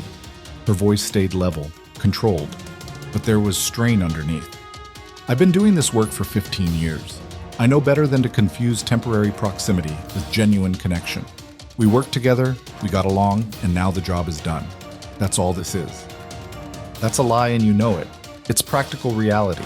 It's you hiding behind professionalism because actually admitting you care about something scares you worse than any risk you've ever audited." The words came out harsher than intended, but Silas was too frustrated to soften them. "You talk about how numbers don't lie, but you've been lying to yourself this whole time about what's happening between us." She set the coffee down completely, hands bracing against the counter. "And what exactly do you think is happening? You believe 3 weeks of proximity created some profound connection that justifies me upending my entire life? That's not romance, Silas. That's desperation dressed up as fate." The accusation hit hard because part of him wondered if she was right. Maybe he was just lonely, grasping at the first real connection he'd felt since James died. Maybe this was temporary insanity brought on by isolation and grief. But when he looked at her, really looked past the armor she'd reconstructed, he saw the same fear he felt, the same desperate hope warring with practiced cynicism. She wasn't rejecting what they had. She was terrified of it. "You're right," he said quietly. 3 weeks isn't enough time to know for certain, but it's enough to know this matters, that it could become something real if we gave it a chance. And I think you know that too, or you wouldn't be working so hard to convince yourself otherwise." "What do you want from me?" The question came out almost angry. "You want me to stay here, play house on a ranch in the middle of nowhere, pretend I'm someone I'm not?" I want you to stop running from the first genuine thing that's happened to either of us in years. I want you to consider that maybe your life in Boston isn't as fulfilling as you pretend it is, or you wouldn't have worked 16-hour days to avoid thinking about leaving. And I want you to be honest with me and yourself about whether you actually want to go, or if you're just too scared to stay. The silence that followed felt endless. Evelyn stared at him with an expression caught between fury and something that looked dangerously close to hope. Her careful composure was cracking, showing the real person underneath all that professional distance. "I can't," she said finally, voice rough. "I can't be what you need. I don't know how to be someone's partner, how to share a life, how to put down roots in one place. I've spent my entire adult life being self-sufficient, answerable to no one, free to leave whenever circumstances demanded it.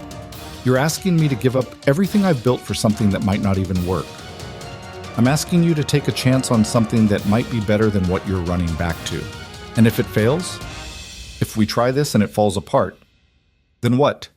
I've destroyed my reputation, abandoned my clients, disrupted my entire life for nothing?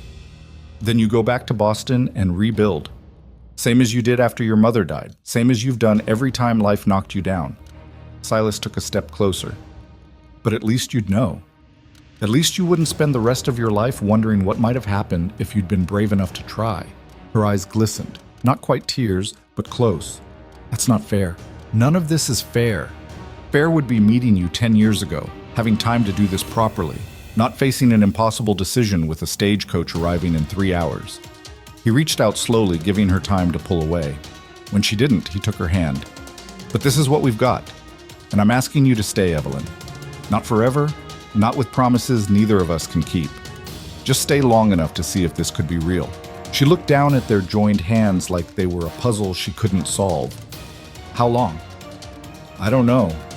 A month, 2, however long it takes to figure out if what we feel now survives actual daily life instead of crisis and proximity."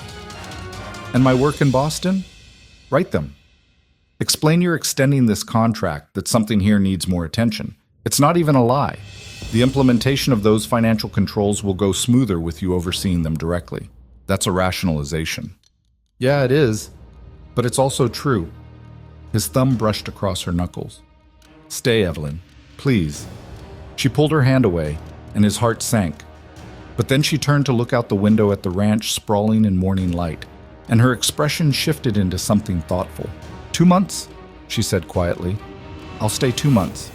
Help implement the controls properly, make sure the systems are working, verify the ranch operations are sound. At the end of that time, we reassess. No promises, no commitments beyond seeing if this is actually viable." 2 months, Silas agreed, relief flooding through him so intensely it was almost painful. "But I need my own space, not a guest room in your house. That's too complicated, too many assumptions built in. Is there anywhere else on the property I could stay?" He thought fast. "The old foreman's cabin. It's small, but it's got a stove, decent bed, separate from the main house. We used to put it up for traveling hands before we built the bunkhouse." "That would work." She met his eyes, and there was vulnerability there now, alongside the fear. "I mean this, Silas. 2 months to see if this is real or just loneliness and timing. After that, I make a decision based on reality, not hope." "Understood." "And we tell people this is a contract extension for implementation support. I won't have the hands gossiping about whatever this is." "Deal." They stood there in the kitchen with sunlight streaming through windows and the ghost of her departure slowly dissolving into possibility. Evelyn looked shaken, like she'd just agreed to something terrifying and couldn't quite believe her own decision. "I should send a telegram to Boston," she said. "Let them know I'm extending the engagement. I'll have Marcus prepare the cabin while you're in town." Silas hesitated. "You sure about this?" "No, but I haven't been sure about anything since I stepped off that stagecoach, so at least I'm consistent." A small, uncertain smile flickered across her face. 2 months, Silas. Don't make me regret this. I'll do my best." She left for town in the wagon, trunk still packed but destination changed. Silas watched her go, then went to find Marcus and explain the new situation. His foreman listened with the kind of knowing expression that suggested none of this was surprising. Told you she'd stay if you asked. You didn't tell me she'd negotiate it like a business contract. Would you expect anything else from her? Marcus grinned. I'll get the cabin cleaned up. Probably needs airing out, fresh linens, that kind of thing. How much time do I have? She'll be back by evening. Do what you can. The foreman's cabin sat about 200 yards from the main house, nestled in a grove of cottonwoods that provided shade and privacy. It hadn't been used in over a year, and the interior showed the neglect, dust coating every surface, mouse droppings in the corners. The stove rusted from disuse. Silas and Marcus spent the afternoon transforming it from abandoned structure into something resembling habitable quarters. They swept and scrubbed, replaced the mattress ticking, got the stove operational again. Tommy brought over spare furniture from the bunkhouse. A decent chair, a small table, a lamp that actually worked. By the time Evelyn's wagon appeared on the road, the cabin looked almost welcoming. She examined it with the same critical eye she'd brought to the ranch ledgers, checking the stove, testing the bed frame, opening the shutters to assess the light. Silas waited outside, trying not to hover while she conducted her inspection. "It'll do?" she called finally. "Help me with the trunk?" They got her settled as the sun started its descent toward the horizon. Evelyn unpacked methodically.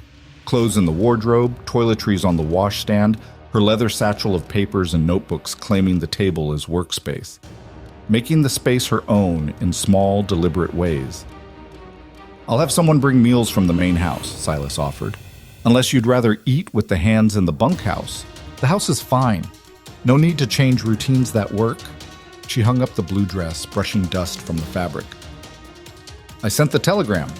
My Boston contacts weren't happy about the delay, but they accepted the explanation." "What did you tell them?" "That the initial audit revealed systemic issues requiring extended oversight to resolve properly. All true, from a certain perspective. You're good at that.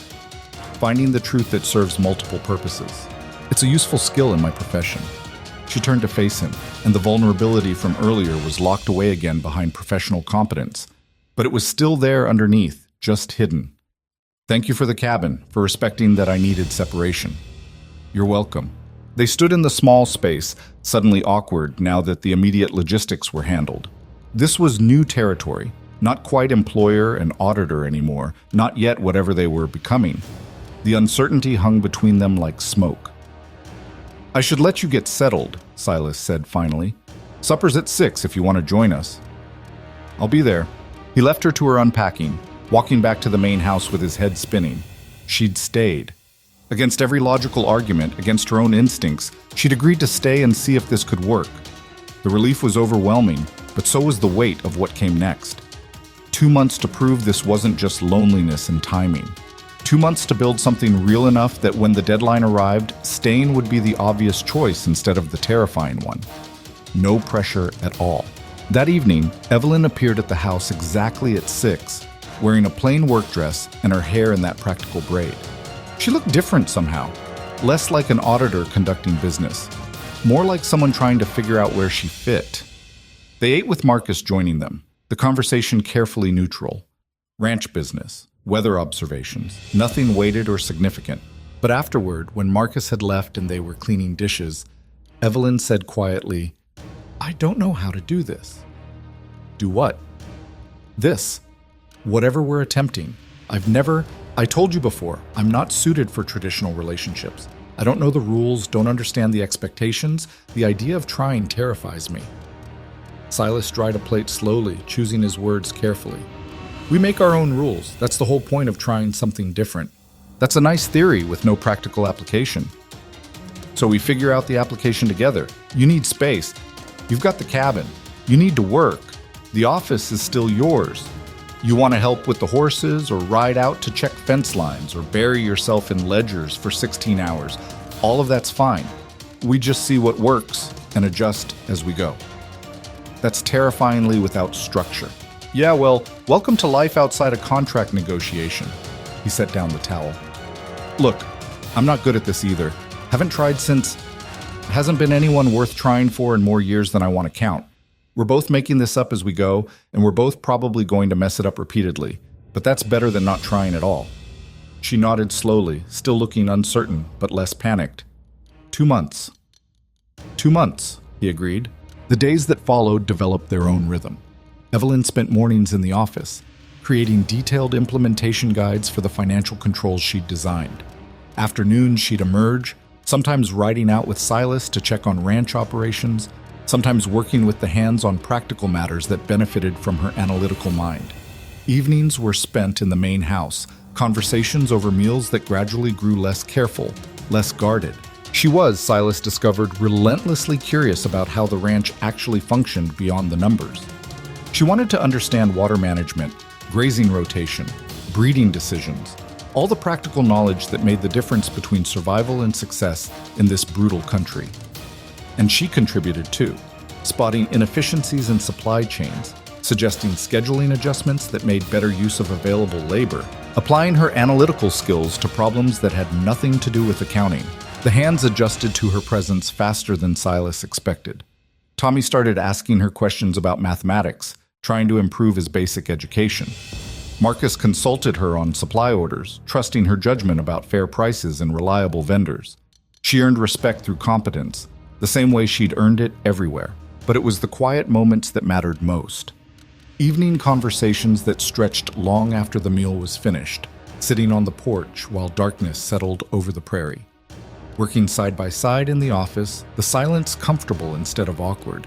Riding out to the south pasture and watching sunset paint the sky, impossible colors while their horses grazed nearby. Small things that added up to something larger than the sum of their parts. 3 weeks into the 2-month trial, Carl Mitchell rode up to the ranch looking agitated. Silas met him in the yard, Evelyn appearing from the office when she heard unfamiliar voices. "We've got a problem," Mitchell said without preamble. "The Dallas Land Company is threatening legal action if I don't pay the full purchase price they claim I still owe." I thought the sale was completed. So did I. But they're saying the deed transfer was conditional on payment of additional fees that weren't disclosed at the time of sale. Now they want another $800, or they're taking me to court. Evelyn had gone very still. "Let me see the paperwork." Mitchell handed over a thick envelope of legal documents. She scanned them rapidly, her expression darkening with each page. "This is extortion disguised as contract enforcement," she said finally. "These additional fees are fabricated charges with no basis in the original sale agreement. They're betting you can't afford a legal fight and will pay rather than risk losing everything." Can they actually take the property? Not legally, but they can tie you up in court for months while the fees and legal costs mount. By the time it's resolved, you'll have lost more fighting than you would have paid in the fraudulent fees. She looked at Silas. "This is the same pattern I saw in the Henderson sale. The company sells distressed properties for inflated prices, then extracts additional money through legal intimidation after the fact." "How many other families have they done this to?" Silas asked. "Based on the pattern? Probably dozens. Small homesteaders, people who can't afford lawyers, families desperate enough to take risky opportunities." Evelyn's voice had gone cold with anger. "It's systematic fraud, and they're getting away with it because their victims can't fight back." Mitchell looked gutted. "So I just pay them? Let them steal another $800 on top of what they've already taken?" "No." Evelyn turned to Silas. "How many other families in this territory bought from the Dallas company?" "At least 4 that I know of, probably more." "Then we document every fraudulent transaction, compile evidence of the systematic pattern, and take it to the territorial attorney. One family they can intimidate.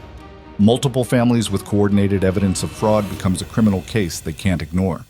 "That'll take weeks," Mitchell protested. "They want payment in 10 days. Let them threaten. They won't actually file within that time frame because court scheduling takes longer than their deadline allows.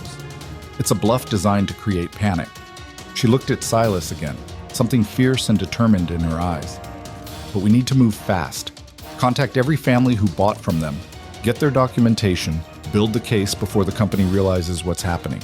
Silas recognized that expression. It was the same one she'd worn when exposing Jenkins's theft, when diagnosing Ranger's injury, when confronting uncomfortable truths. This was Evelyn in her element, fighting for justice with numbers and evidence as her weapons. "I'll ride out tomorrow, talk to the other families," he said. "Marcus can hold things down here. I'm coming with you." Not a request, a statement of fact. They spent the next week traveling between homesteads, collecting stories and documentation. Every family had a similar tale. Promised one thing, delivered another, now being squeezed for additional money they couldn't afford. The evidence mounted into an undeniable pattern of systematic fraud.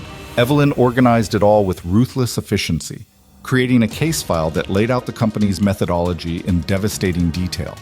Purchase agreements that contradicted deed specifications, survey maps that referenced non-existent landmarks, fee schedules that appeared after sales were completed. A dozen families robbed through carefully constructed legal deception. They delivered it to the territorial attorney in person, watching the man's expression shift from skepticism to anger as he reviewed the documentation. "This is thorough work," he said finally, looking at Evelyn with new respect. "You compiled all this?" "With Mr. Crowley's assistance." The pattern speaks for itself. "It does indeed. I'll need statements from the affected families, but with this evidence I can build a strong case for fraud charges against the company principals." He shuffled papers. "This could take months to prosecute, but the families are protected in the meantime.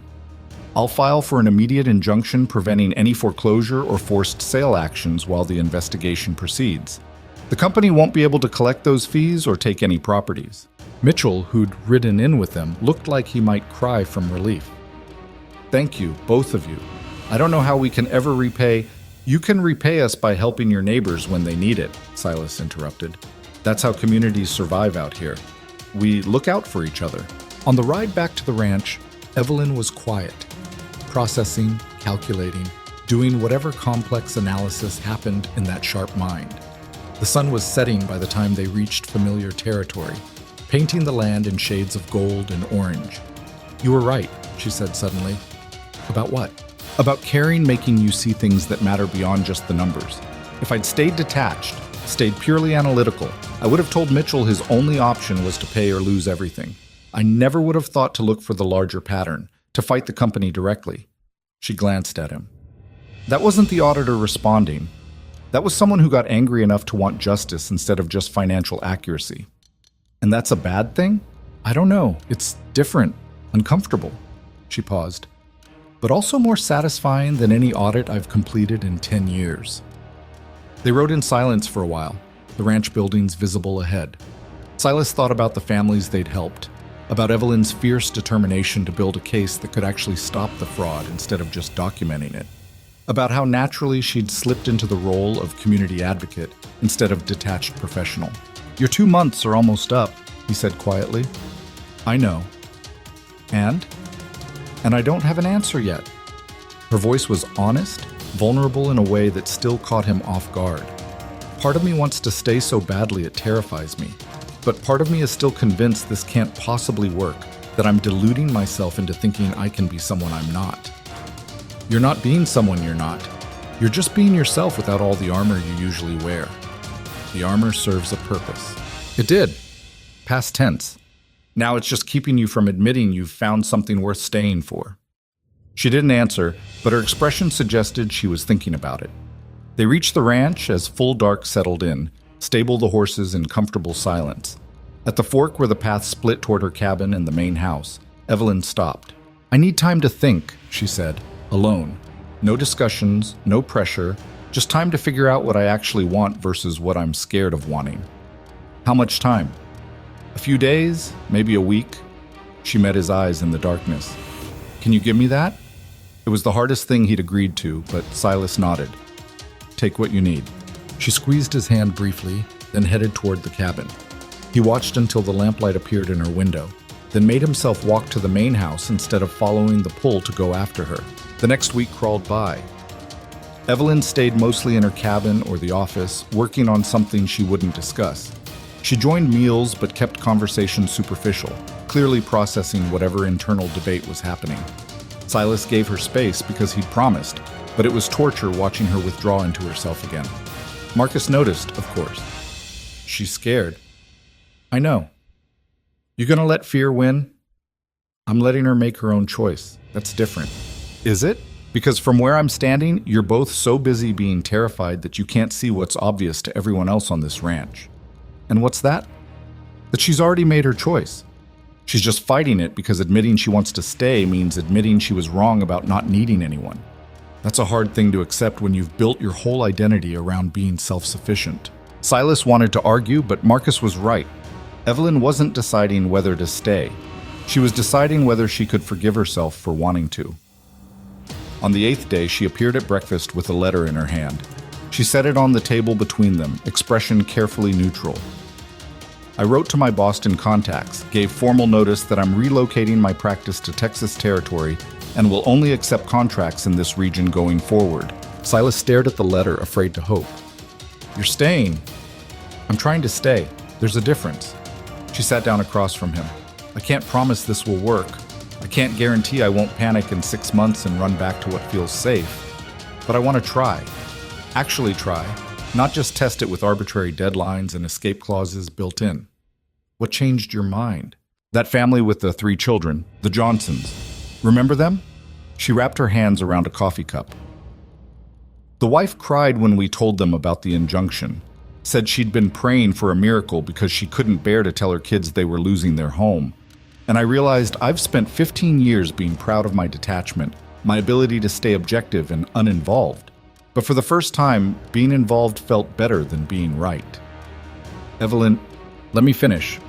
I'm staying because this work matters more when it's connected to actual people instead of abstract clients. I'm staying because you make me want to be braver than I've ever been. I'm staying because somewhere in the last 2 months, this stopped being a ranch I was auditing and became a home I'm terrified of losing. Her voice caught slightly. But I need you to understand. I don't know how to be someone's partner. I'm going to make mistakes, push you away when I'm scared, retreat into work when emotions get overwhelming. It won't be easy. I don't want easy. I want real. And you're the most real thing that's happened to me in longer than I can remember. She smiled then, tentative but genuine. 2 terrified people trying to build something neither of us knows how to create. What could possibly go wrong? Everything, Silas said honestly. And that's exactly why it might work. They sat there in the kitchen with morning light streaming through windows.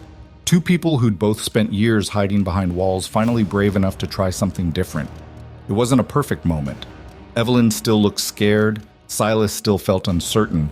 Nothing was resolved except the decision to try. But sometimes trying was enough. Outside, the ranch was waking up to another brutal Texas day. Horses needed feeding, fences needed mending, 100 daily tasks demanding attention. But for this moment, Silas let all of that wait while he sat across from a woman who'd walked into his life in a dusty blue dress and changed everything he thought he knew about trust and partnership, and the difference between staying safe and actually living. She'd broken all his rules in one morning and spent 2 months showing him that the rules were the problem, not the solution. Now they'd build something new together. No guarantees, no certainty, just 2 people stubborn enough to believe they could create something better than what they'd known before. It was terrifying and possible in equal measure, exactly like everything worth having. The first real fight happened 3 months after Evelyn decided to stay, and it was spectacular in its stupidity.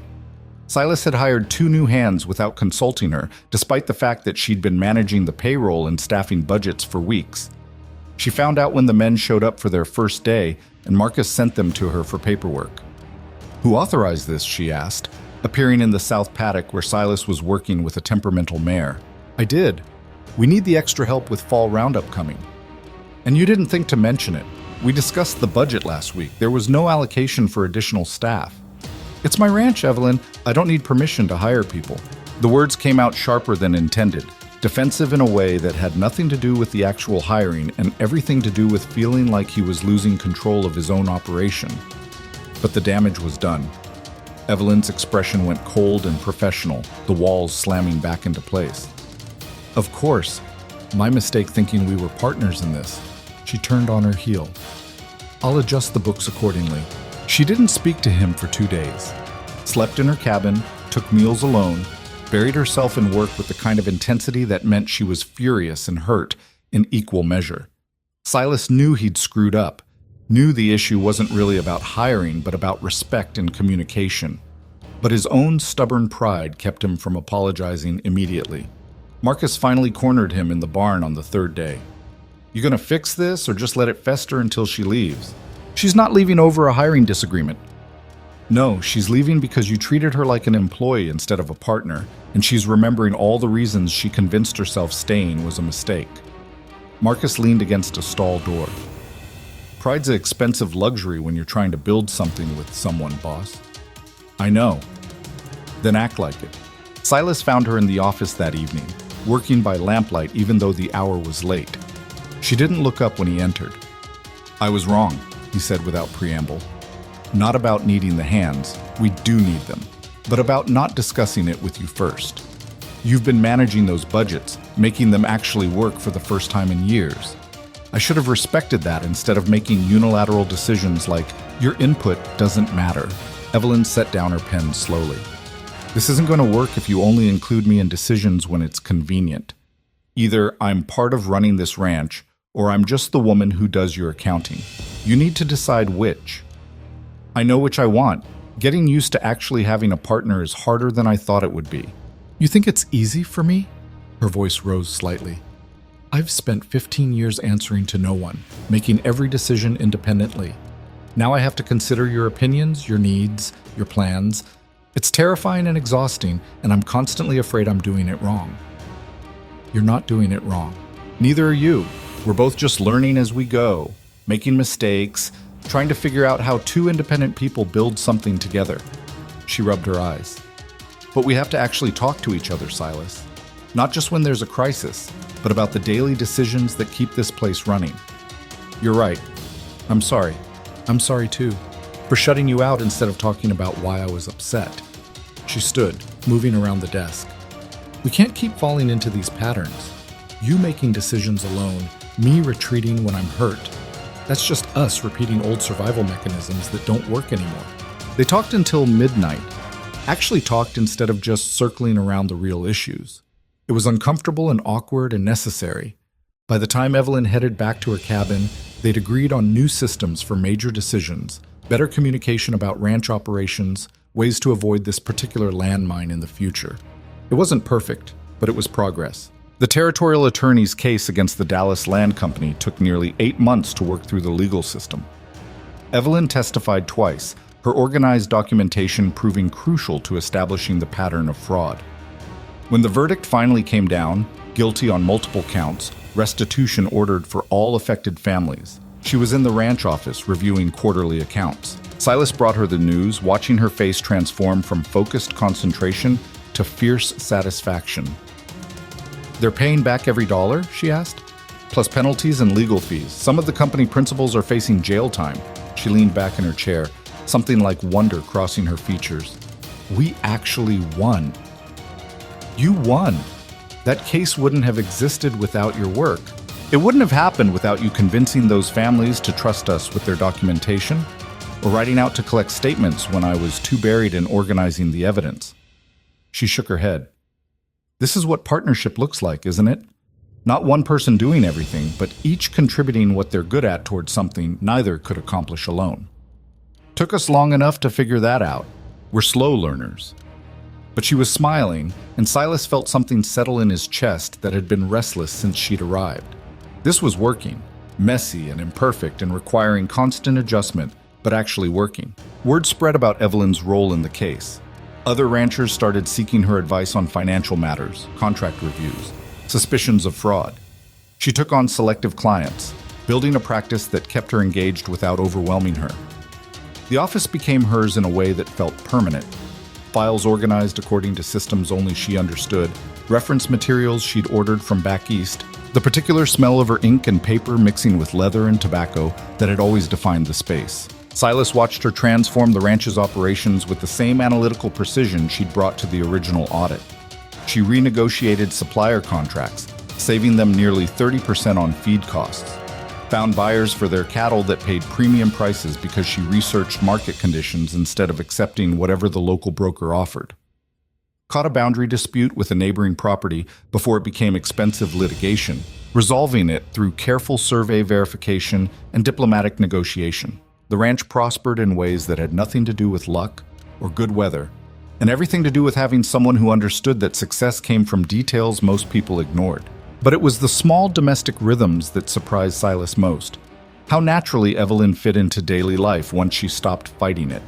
She'd take morning coffee on the porch, watching the sunrise with the same appreciation he'd always felt for this land. She'd ride out with him to check on distant pastures, her observations about cattle health, and grazing patterns proving as sharp as her financial analysis. She taught Tommy advanced mathematics in the evenings, patiently explaining concepts the boy would never have encountered otherwise. And slowly, carefully, she moved from the foreman's cabin into the main house. Not all at once, not with dramatic declarations, just gradually keeping more of her things in the guest room, staying over more nights than not, until one day Silas realized she hadn't slept in the cabin in over a month, and neither of them had discussed it. Should probably do something about that cabin, Marcus mentioned one afternoon. Been sitting empty for a while now. Yeah, Silas agreed, trying not to smile too obviously. Yes, we should. They were in the kitchen one evening, Evelyn cooking while Silas handled the accounts, roles reversed from when she'd first arrived. When she said casually, "The Johnsons want to sell their property," asked if we'd be interested in buying. "We've got enough land." True, but their water access could solve the shortage problem we have in the southeast pasture during dry summers. And the purchase price is fair. They're not trying to gouge us, just want to move closer to family back east. Silas looked up from the ledger. You've already analyzed the numbers, haven't you? Of course I have. We could finance the purchase through the cattle sale proceeds from fall roundup, keep the existing structures for additional worker housing, and expand our grazing rotation to include their better grassland. She stirred something on the stove. But it's a major investment, not a decision to make lightly. What do you think we should do? I think the ranch can support it financially, and strategically it positions us better for long-term growth. But I also think you need to decide if you want to expand or if you're happy with what we have now. She glanced at him. Not every opportunity needs to be seized just because it's available. He considered this, thinking about what the ranch had been when he and James started versus what it was now. They'd always talked about expanding, building something significant. But James was gone, and the driving need to prove something through sheer size had faded. What do you want? He asked. I want whatever lets us build something sustainable, big enough to be secure, small enough to manage well. The Johnson property fits that vision without overextending us. She served up dinner, setting plates on the table. But I'm not the only one making this decision. They bought the property. The negotiation was straightforward. The Johnsons, grateful to sell to people they knew would treat the land well. Evelyn structured the financing in ways that protected their cash reserves while still allowing for the purchase. Within 6 months, they'd integrated the new acreage seamlessly into ranch operations, and the southeast pasture never ran dry again. It was working with the Mitchells on a water-sharing agreement that led to the next significant change. Carl had become a reliable neighbor, his son David proving competent with livestock management. They were in the Mitchell barn discussing irrigation schedules when David mentioned that a traveling doctor had passed through the previous week, heading toward the territorial capital. Said this whole region is underserved for medical care, David commented. Nearest real doctor is 3 days' ride for most families out here. Evelyn had gone very still. What kind of doctor? General practice, I think. Young fellow, seemed capable, but he wasn't interested in settling down, just passing through. On the ride back, she was quiet, processing something, working through an idea in that systematic way of hers. Silas let her think, knowing she'd share when ready. What if we brought in a doctor? She said finally. Permanent position, based somewhere central where families could actually reach medical care without losing days of travel. That's an ambitious thought. It's a practical one. How many people have we lost out here because injuries or illnesses that could have been treated turned fatal due to lack of care? How many women die in childbirth because there's no skilled help available? Her voice carried the same fierce determination he'd heard when she was building the fraud case. We've got land, resources, community standing. We could make this happen. Where would this doctor even stay? We don't have anything suitable. We build something. Small clinic with living quarters attached, located somewhere accessible to multiple homesteads. Fund it through community contribution. Every family pays what they can afford annually. Ensures the doctor has stable income regardless of individual ability to pay per visit. Silas looked at her, seeing the spark of purpose that made her most formidable. You've already worked out the financial model, haven't you? Rough estimates. Need more detailed planning, but the concept is sound. She met his eyes. This is what we could do with the prosperity the ranch generates. Not just build our own wealth, but improve the whole region. It took 9 months to make it happen. Evelyn organized the funding with the same precision she brought to everything, convincing neighboring ranchers and homesteaders to contribute based on their means, structuring an annual support system that guaranteed the doctor a livable wage. They built the clinic on neutral ground between several properties, close enough to water and the main road for accessibility. Finding a doctor willing to relocate to frontier territory proved harder than the logistics.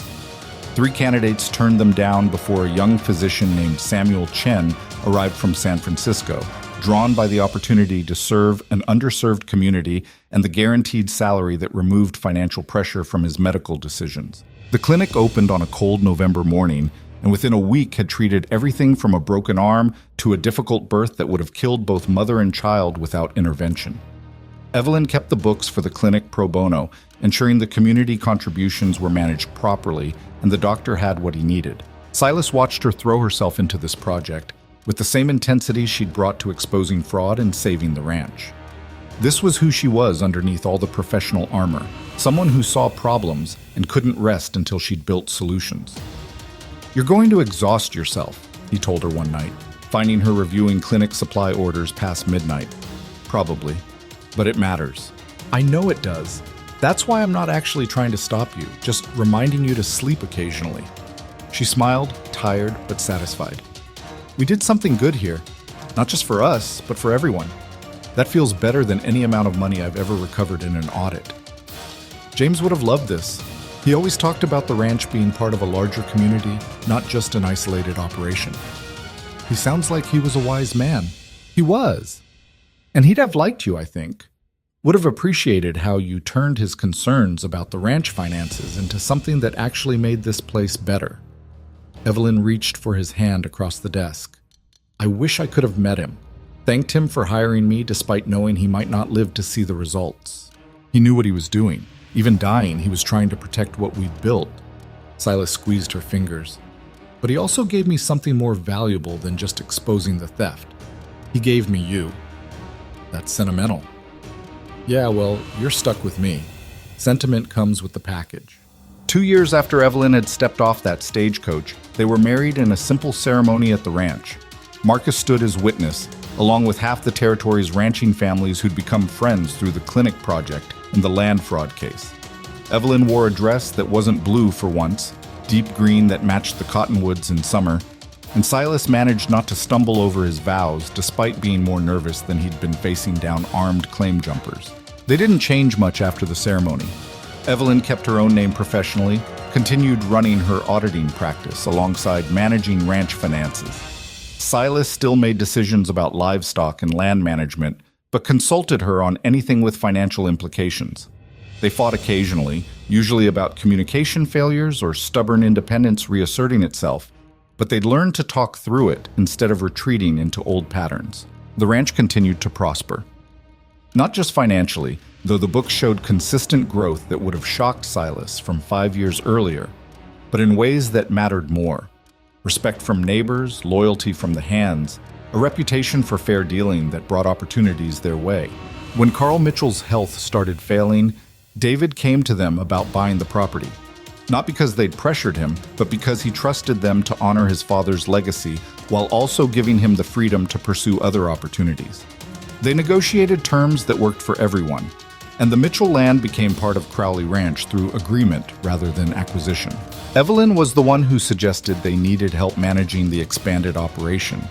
Not just ranch hands, but someone with business sense who could handle day-to-day financial operations while she focused on strategic planning and her outside auditing work. "You're talking about hiring someone to do your job," Silas pointed out. "I'm talking about hiring someone to do part of my job so I'm not working 16-hour days and we actually have time together." She sorted through applications they'd received. Besides, training someone in proper financial management means these systems survive beyond us. That matters. They hired a young man from back east, recent business school graduate looking for opportunity and willing to learn. Evelyn trained him with the same methodical precision she brought to everything, creating systems and documentation that could outlast any individual person's involvement. It was watching her teach someone else the work she'd once guarded so carefully that made Silas realize how much she'd changed. The woman who'd arrived insisting she worked alone trusted no one, kept herself carefully separate from emotional involvement. That woman was gone. In her place was someone who built communities, mentored younger workers, invested herself in causes that mattered. "You turned into the kind of person you once told me you'd never be," he mentioned one evening. "What kind is that?" "Someone who lets people matter, who stays in one place and builds something permanent instead of moving from job to job. Who cares more about impact than independence?" Evelyn considered this. "I suppose I did. Turns out I was wrong about what I needed to be happy." A lot of that going around. "You changed too, you know. The man who had 3 iron rules about women on his property now has a wife who runs half the operation and revolutionized the entire territory's approach to community health care. Guess we both learned something about the difference between protecting ourselves and actually living." It was Marcus who first suggested they should think about succession planning. The foreman was getting older, talking about retirement, and the question of what happened to the ranch long term couldn't be avoided forever. "You two planning on having kids?" he asked bluntly one afternoon. Silas nearly choked on his coffee. "That's a hell of a question. It's a practical one. You're building something here, ranch, clinic, community infrastructure. Someone's got to carry it forward when you're gone. Either you raise them yourselves, or you start thinking about other options." After Marcus left, Silas found Evelyn in the office. "Did Marcus ask you about children?" "Yes, this morning." She didn't look up from her work. "I told him it was none of his business, but he made a fair point about long-term planning. What do you think?" "I think I'm 41 years old and never imagined myself as a mother. I think we're both set in our ways and children would disrupt everything we've built. I think the logistics of pregnancy and infant care while running a ranch and auditing practice sound exhausting." She set down her pen. "I also think I'd like to try, if you would." "Yeah," Silas said, his chest tight with hope and terror in equal measure. "Yeah, I would." Their daughter was born 18 months later, during a spring storm that made getting to the clinic impossible.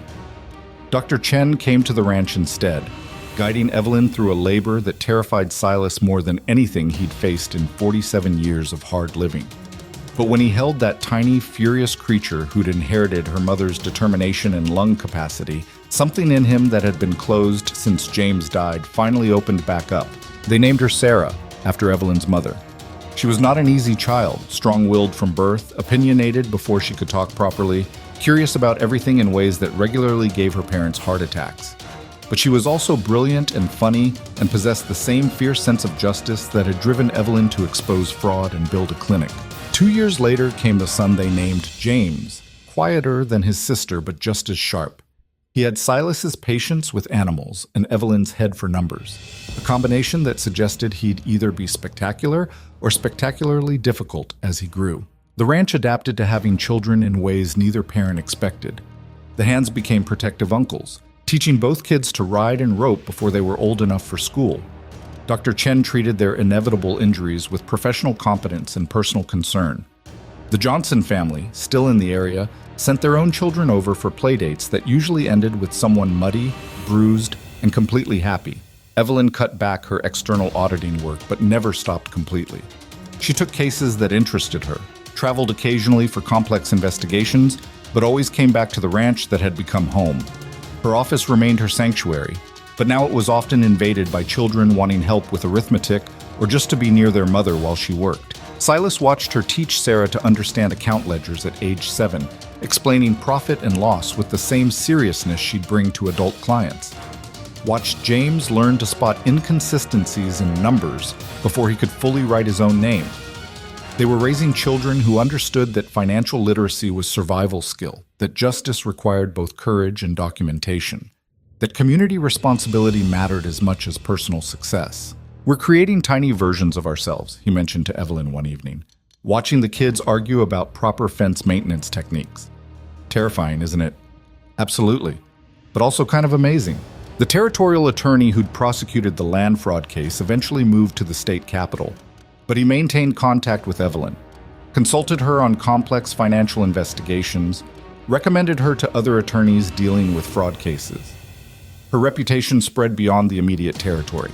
The auditor who'd exposed systematic land fraud, who'd built a community healthcare system, who could find money hidden in ways that seemed impossible. She was offered positions back east multiple times, prestigious firms, significant salaries, the kind of career advancement she'd once dreamed about. She turned them all down without hesitation. "Boston feels like a different life," she told Silas when he asked about the latest offer. "Like someone I used to be but don't recognize anymore. Everything that matters is here." It was the water dispute that tested everything they'd built. A large ranching operation from out of state bought land adjacent to their southern boundary, immediately claiming water rights that would have cut off access for half a dozen smaller homesteads. The legal situation was complex. The new operation had significant financial resources, and fighting them would be expensive and possibly futile. Most of the affected homesteaders couldn't afford legal representation. They came to Crowley Ranch because everyone knew Evelyn understood contracts, and Silas had a reputation for standing up to powerful interests. "We can't take this on alone," Evelyn said, reviewing the water rights documentation. "This isn't like the land fraud case where we had clear evidence of wrongdoing. This is interpretation of century-old territorial law and competing claims that could be argued either way. So we let them steal water from families who've been here for generations?" "I didn't say that. I said we can't do it alone." She looked at him with that expression he'd learned meant she was planning something significant. "We need to organize. All the affected properties, coordinated legal strategy, pooled resources for proper representation. Make this about community rights versus corporate acquisition, not individual disputes." It took 6 months of organizing, fundraising, legal research, and community meetings. Evelyn coordinated the financial aspects while Silas handled the practical politics of keeping a dozen independent ranchers working together instead of fragmenting into individual negotiations. They hired lawyers from Denver who specialized in water rights, expert witnesses who could testify about historical usage patterns, surveyors who documented every claim in exhaustive detail. The case went to territorial court, then to appeals when they lost the first ruling. Evelyn testified about historical financial records that proved water usage patterns going back decades. Silas testified about the practical realities of ranching in this region without adequate water access. Neighbors testified about their families' histories, their investments in this land, the communities they'd built around shared resources. They won on the third appeal, a ruling that established precedent for community water rights versus individual claim acquisition. The victory didn't just protect the immediate homesteads, it changed how water disputes would be handled across the territory for generations. But it had cost them. Legal fees that drained reserves, even with community cost sharing, time away from the ranch and their children. Stress that manifested in short tempers and exhausted conversations. The night the final ruling came down, Evelyn collapsed into bed and slept for 14 hours straight. "Was it worth it?" Silas asked when she finally woke. "Ask me in 20 years when Sarah and James are running this ranch and still have water access because we fought for it now." She rolled over to face him. "Yes, it was worth it, but I'm also completely exhausted and never want to see another legal filing as long as I live." "Fair enough. At least not for a few months."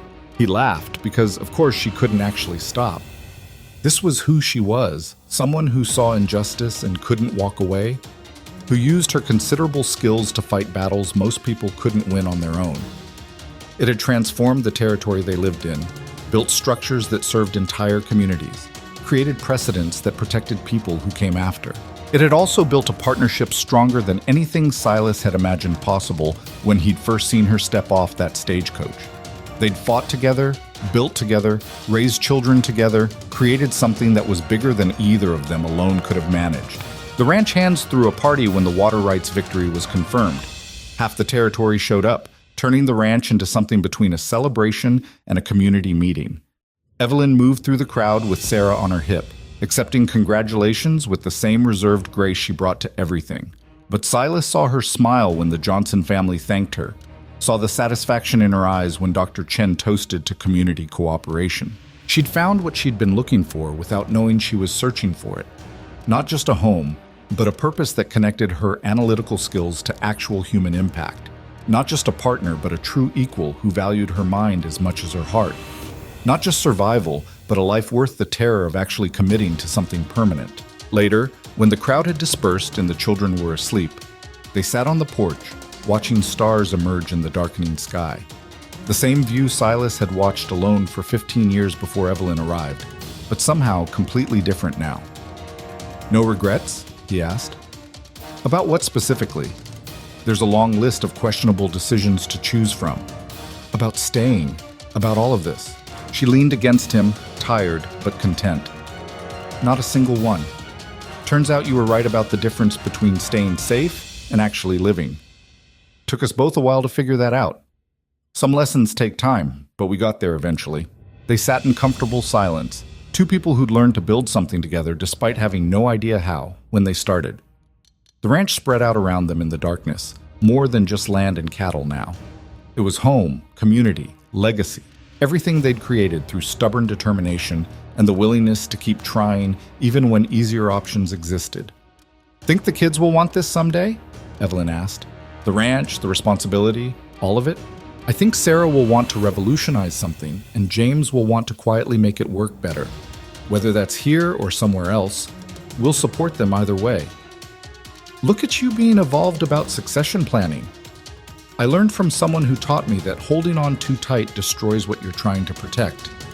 She smiled in the darkness. You learned that yourself. I just provided evidence. The territory continued changing around them.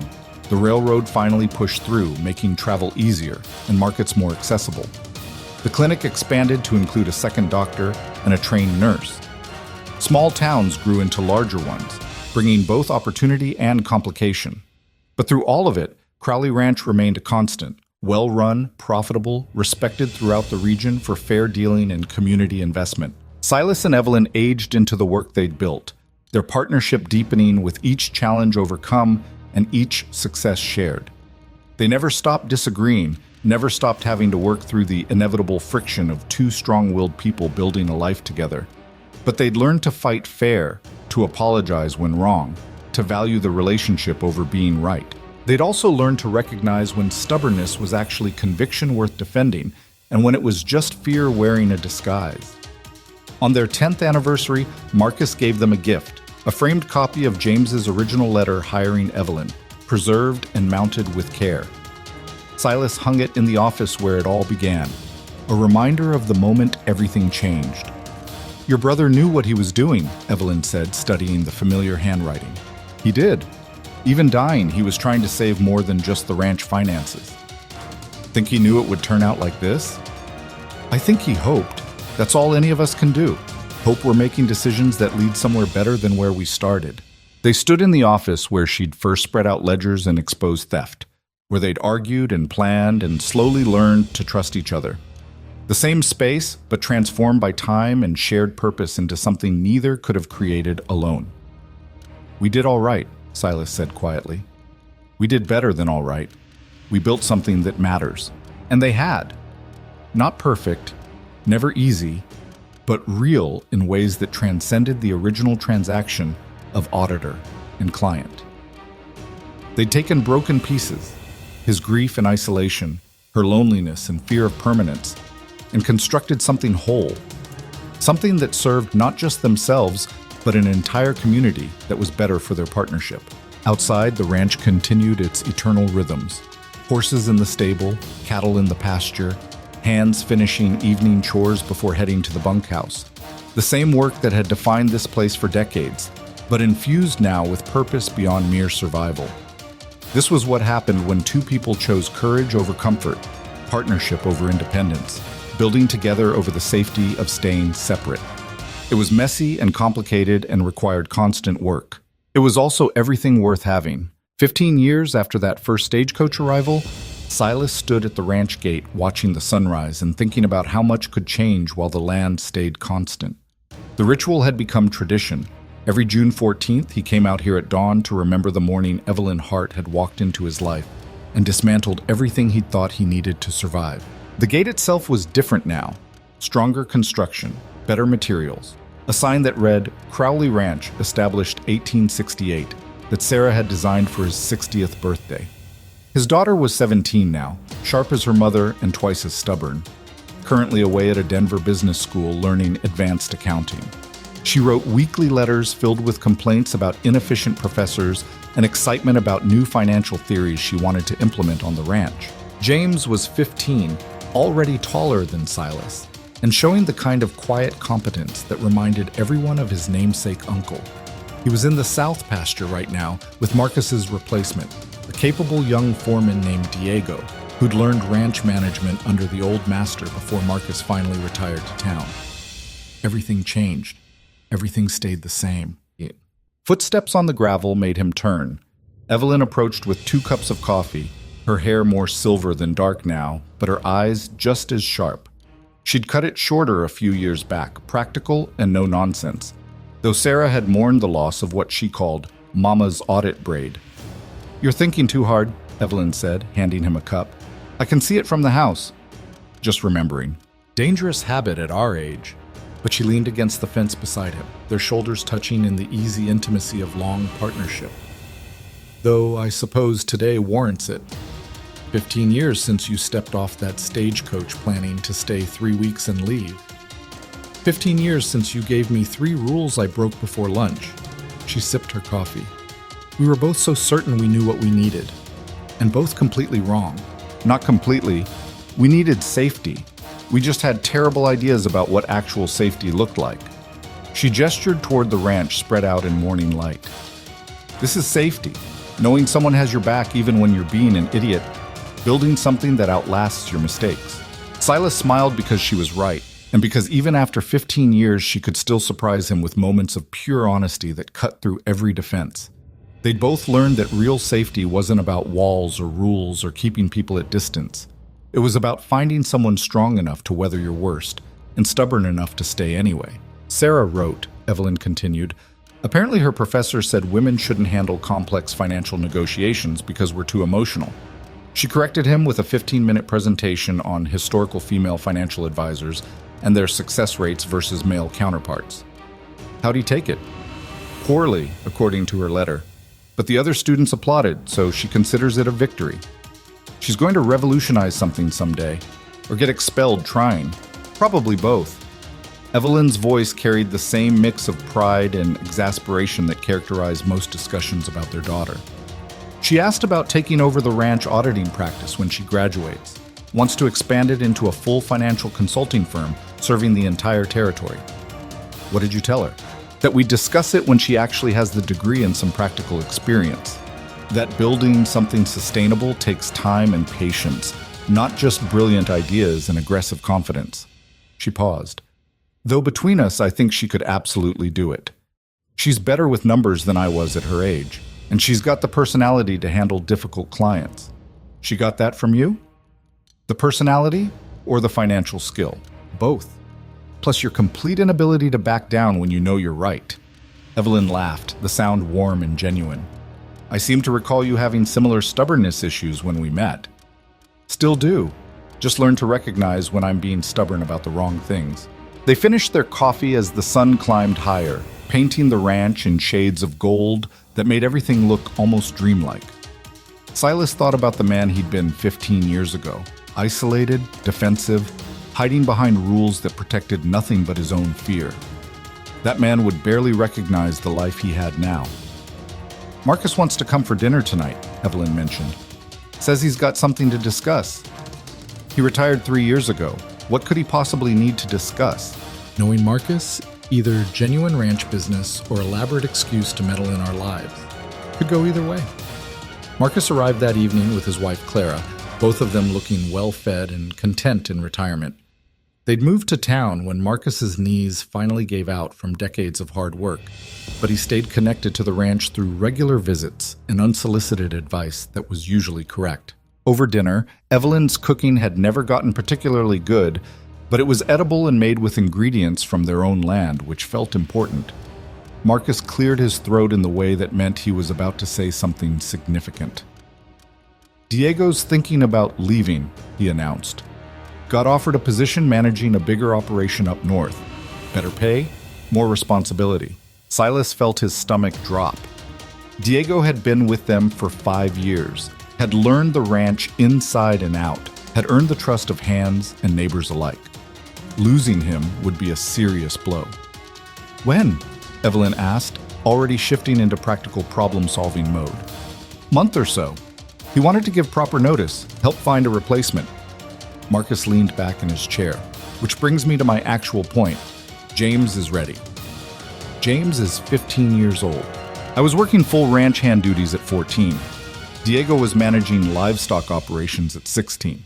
Age isn't the issue. Capability is. And that boy knows this ranch better than anyone except you two.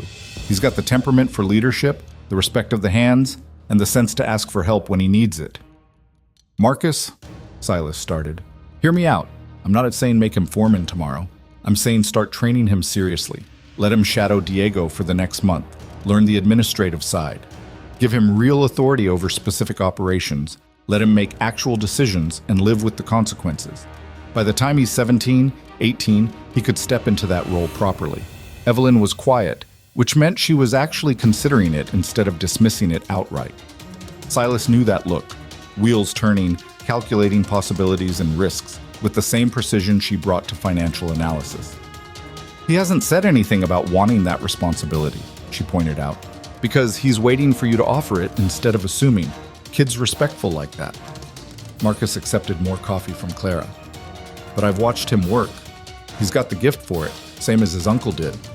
Be ashamed to waste that because you're not ready to admit your children are growing up. The words stung because they were accurate. Silas and Evelyn had spent years building this ranch into something that could be passed down. But actually beginning that transition felt like admitting their own time was finite, that the generation they'd raised was ready to start taking over the work they'd defined themselves by. I'll talk to him, Silas said finally. See if it's something he wants before we make decisions about his future. Fair enough, but don't wait too long.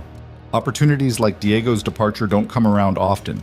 Good training moment without the pressure of immediate crisis. After Marcus and Clara left, Silas found James in the barn checking on a mare about to foal. The boy looked up as he approached, concern immediate. Something wrong? No, just wanted to talk. Silas leaned against the stall door, watching his son's careful attention to the horse. Diego's leaving, got offered better pay managing a bigger place. James's expression showed genuine regret. That's rough. He's good at what he does. He is, which means we need to think about replacement. Silas paused, choosing words carefully. Marcus thinks you're ready to start training for the foreman position. The boy went very still, hands pausing in their gentle examination of the mare. I'm 15. You are. You're also more capable than most men twice your age, and you know this ranch better than anyone we could hire from outside. Silas moved closer. But this isn't about what Marcus thinks or what I think. Question is what you want. Because if you'd rather go to school like your sister or try something different, that's fine too. Your life doesn't have to be defined by this ranch just because you were born to it. James was quiet for a long moment, his attention returning to the horse. Finally he said, I like it here. Like the work, the land, the way everything connects into something larger than individual pieces. Sarah's brilliant with numbers and theories, but I understand dirt and water and how to make things grow. This feels right to me in ways I can't explain but also can't deny. That's not really an answer to my question. Yes. The word came out clear and certain. I want to learn the foreman position. Want to understand how to run this place properly so when you and Mama are ready to step back, it continues being what you built instead of falling apart because I didn't know what I was doing. Pride swelled in Silas's chest, fierce and overwhelming. This was his son, not a copy of himself or James or anyone else, but his own person choosing his own path. A path that happened to align with the ranch, but chosen freely rather than assumed through obligation. It's hard work, he warned. Harder than regular ranch hand duties because you're responsible for everyone's safety and the operation's success. You'll make mistakes that affect people's livelihoods. You'll have to fire friends and negotiate with difficult personalities and make decisions knowing some people will disagree no matter what you choose. I know, I've watched you and Mama do it for 15 years. James met his eyes, and there was maturity there that hadn't been visible yesterday. But I've also watched you build something that matters to people beyond just yourselves. That's what I want to learn. Not just how to run a ranch, but how to run it in ways that serve the whole community. Silas pulled his son into a rough hug, the kind of physical affection that had become easier over the years of being Evelyn's partner and raising children who demanded emotional availability. Then we'll start training tomorrow. Diego can teach you the administrative side. I'll handle the practical leadership aspect, and your mother will make sure you understand the financial implications of every decision. Sounds terrifying. It will be, but you'll be good at it. The next month was intense. James shadowed Diego constantly, learning scheduling systems, personnel management, supply coordination, all the invisible work that kept a ranch functioning. Evelyn taught him advanced bookkeeping in the evenings, making sure he understood how operational decisions translated to financial outcomes. Silas took him through difficult conversations, disciplining hands who weren't performing, negotiating with suppliers, handling disputes between workers. The boy absorbed it all with the same quiet competence he brought to everything. He made mistakes, of course. Scheduled 2 crews for the same task while leaving another short-handed, miscalculated supply needs, and had to make emergency orders. Initially struggled with confronting men twice his age about poor work. But he learned from each failure, adjusted his approach, got better with practice. By the time Diego actually left, James wasn't ready to take over completely. That would take another year or 2 of experience. But he was ready to start carrying real responsibility, and the hands respected him enough to follow his leadership on specific projects. "We're raising competent humans," Evelyn observed one evening, watching James organize the next day's work assignments with careful attention to each hand's strengths and the tasks that needed completion. Terrifying, isn't it? Absolutely, but also kind of wonderful. She leaned against him, tired from a long day reviewing accounts for a fraud case 3 territories over. "Think we did all right with them?" "I think we gave them skills to build their own lives, whether that's here or somewhere else. Can't ask for more than that." "I can. I want them to be happy, fulfilled, surrounded by people who value them for who they are rather than what they can provide." She paused. "But I suppose those things can't be given, only discovered." "You sound like someone who learned that the hard way." "We both did." That was true enough. Silas thought about the rules he'd built around his life before Evelyn, the walls that had protected him from pain but also from anything meaningful. He thought safety meant isolation. The control required rigid structure. The trusting people inevitably led to betrayal. All of it wrong. All of it understandable given what he'd survived, but wrong nonetheless. Real safety came from partnership with someone strong enough to challenge you. Real control meant knowing when to delegate and trust others' competence. Real trust required vulnerability that terrified you but proved worthwhile when people rose to meet it. These were lessons that couldn't be taught, only lived. He and Evelyn had stumbled through learning them together, making every possible mistake along the way. But they'd survived the stumbling, and that survival had built something more durable than perfection ever could have achieved. Sarah came home for Christmas that year with her business degree completed and a job offer from a prestigious Denver firm. She announced this over dinner with the same matter-of-fact delivery Evelyn used for significant news, waiting for their reactions. "That's a good opportunity," Evelyn said carefully. "Respected firm, challenging work, excellent professional development." "It is," Sarah agreed. "I'd be working with some of the best financial minds in the region, handling complex cases that would teach me things I could never learn in a smaller practice." "But," Silas heard the unspoken qualification, "but I'd also be doing it for someone else's benefit, building someone else's reputation, serving clients who see me as interchangeable with any other competent analyst." She set down her fork. "Whereas if I stayed here, I could expand Mama's practice into something significant, while also serving communities that actually need the help. The work matters more out here because the stakes are real for people with fewer resources." "The pay would be substantially less," Evelyn pointed out. "Denver firm compensation versus territorial ranching community fees. It's not even comparable." "I know. I ran the numbers 6 different ways trying to make them tell me Denver was the logical choice." Sarah smiled, and it was pure Evelyn, sharp, determined, slightly defiant. But logic doesn't account for everything. Some decisions require choosing meaning over money. Silas caught Evelyn's expression, pride and concern and recognition all mixed together. This was their daughter, making the same choice her mother had made 15 years earlier, choosing community over career advancement, meaning over prestige. The parallel was impossible to miss. "If you're doing this because you think we expect it," Evelyn started, "I'm doing it because I want to. Because I've spent 4 years studying financial theory in classrooms while watching you apply it to actual problems that affect real people's lives. The classroom version is interesting. The application version matters." Sarah looked at both of them. "I want to build something that matters. Turns out I learned that from you." They set her up in the ranch office that winter, expanding the space to accommodate 2 full-time practices. Sarah dove into the work with ferocious enthusiasm, taking on cases Evelyn had been too busy to pursue, modernizing systems that had remained unchanged for years, building relationships with families across the territory who needed financial guidance but couldn't afford big city rates. Mother and daughter working together was either going to be spectacular or disastrous, Silas figured, possibly both simultaneously. It turned out to be complicated in exactly the ways family business always was. Sarah wanted to implement new systems immediately, while Evelyn preferred testing changes carefully. They argued about client intake procedures, documentation standards, fee structures, nearly everything that could be argued about. But they also collaborated brilliantly when cases required combined expertise, Sarah's innovative thinking complementing Evelyn's experience in ways that served clients better than either could alone. "They're going to kill each other or revolutionize territorial finance," James observed one evening, after a particularly heated argument about contract review methodology had echoed through the house. "I can't tell which." "Both," Silas said. "Definitely both."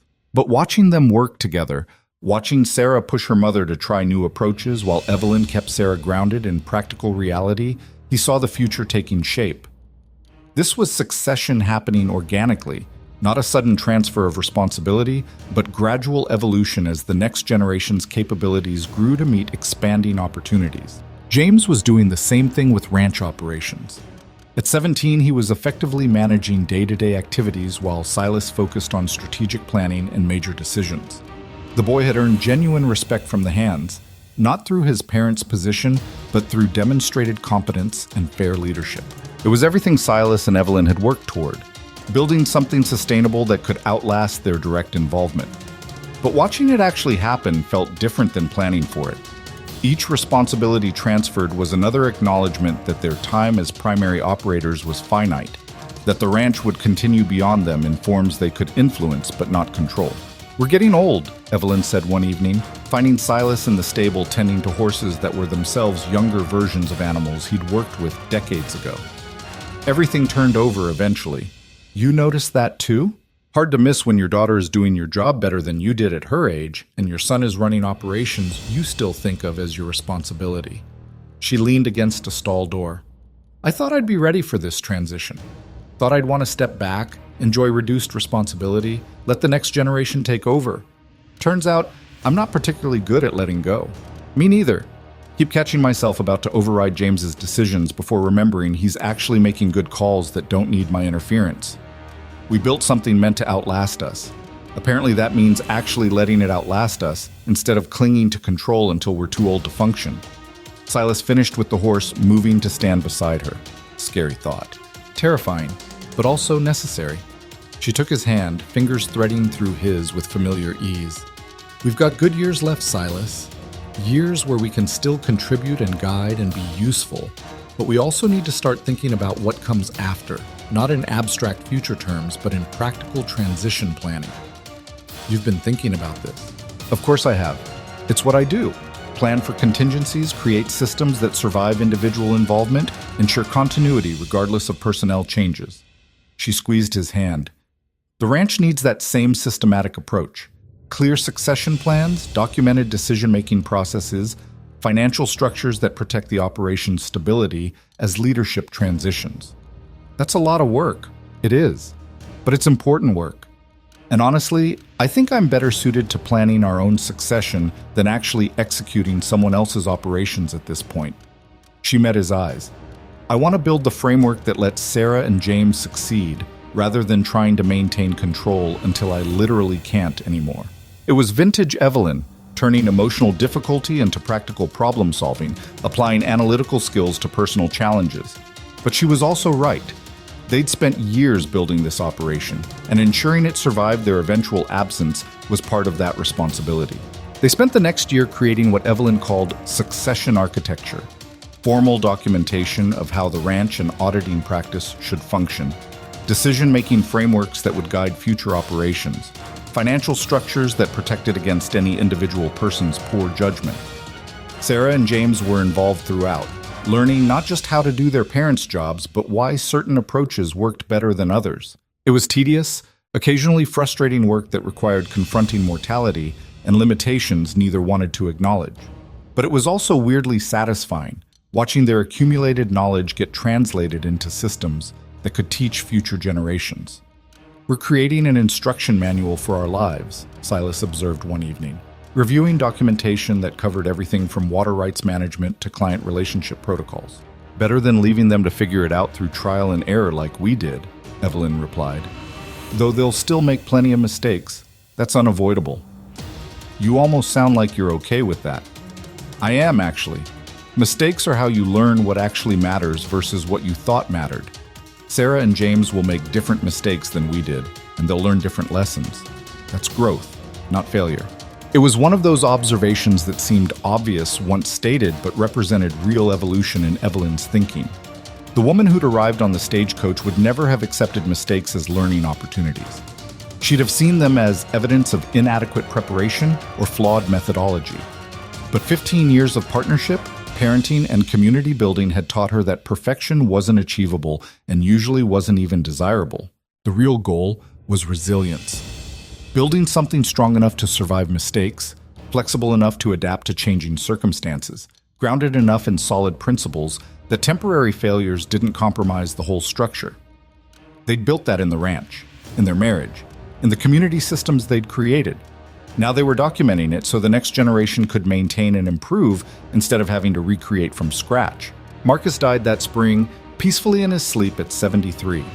The funeral drew people from across 3 territories: ranch hands he'd trained, families he'd helped, neighbors who'd relied on his steady competence and dry wisdom for decades.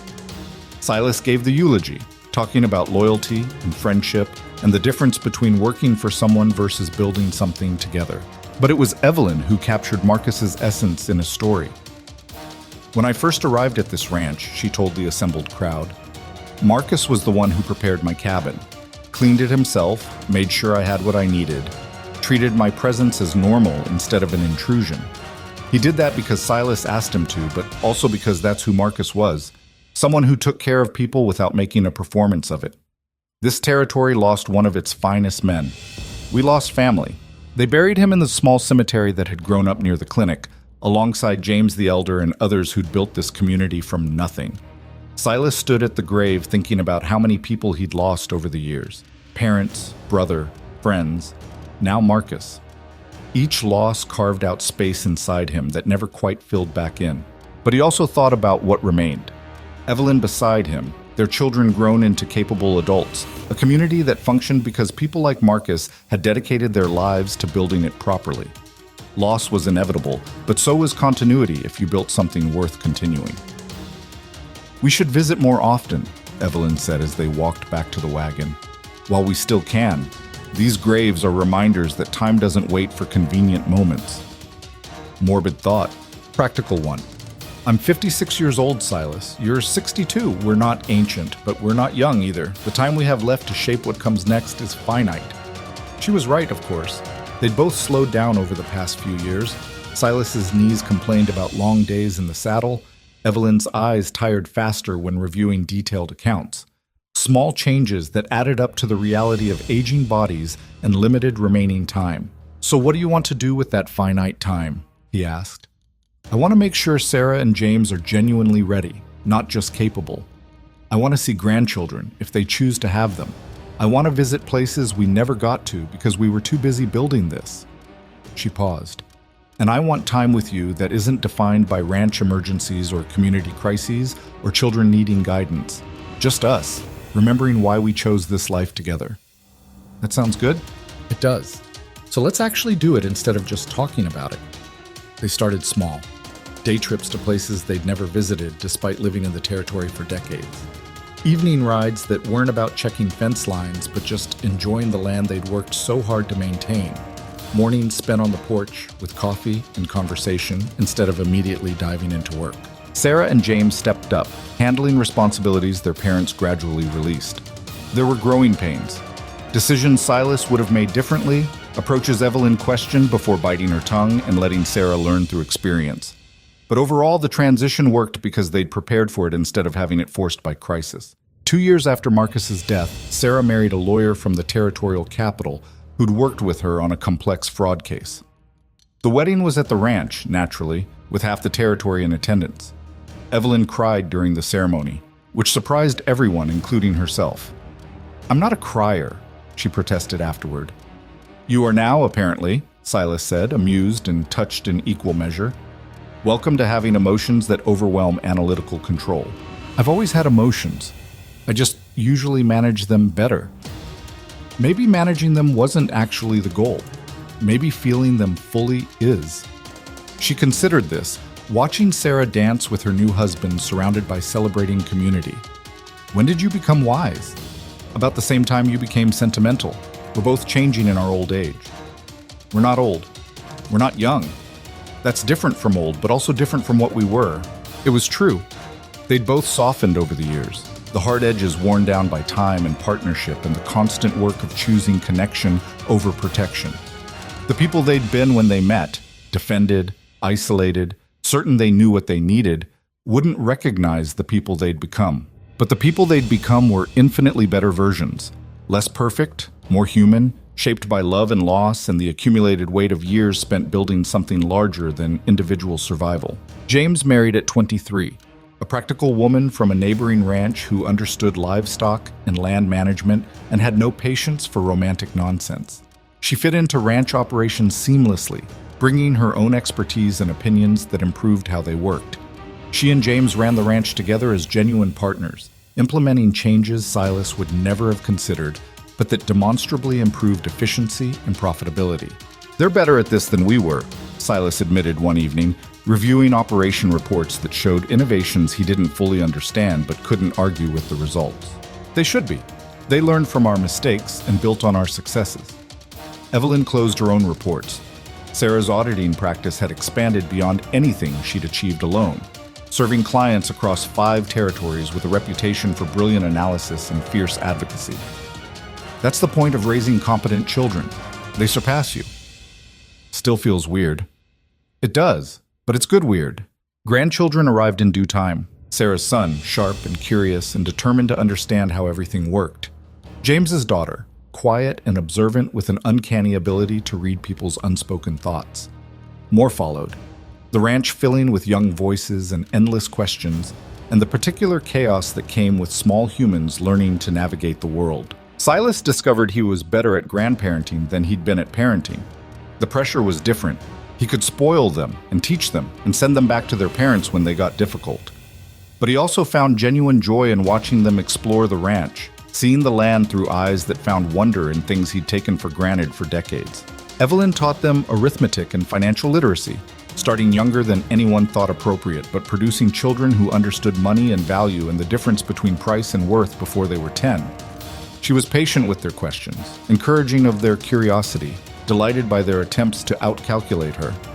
"You're good at this," Silas observed, watching her explain compound interest to an 8-year-old using examples involving horses and breeding fees. "I have practice now. Wasn't good at it with Sarah and James, too worried about doing it wrong, too focused on preparing them for future challenges instead of enjoying present moments." She smiled as the child successfully completed a calculation. But grandchildren give you a second chance to get it right. The ranch continued prospering under James and his wife's management. They expanded carefully, invested wisely, maintained the community relationships that had always defined the operation.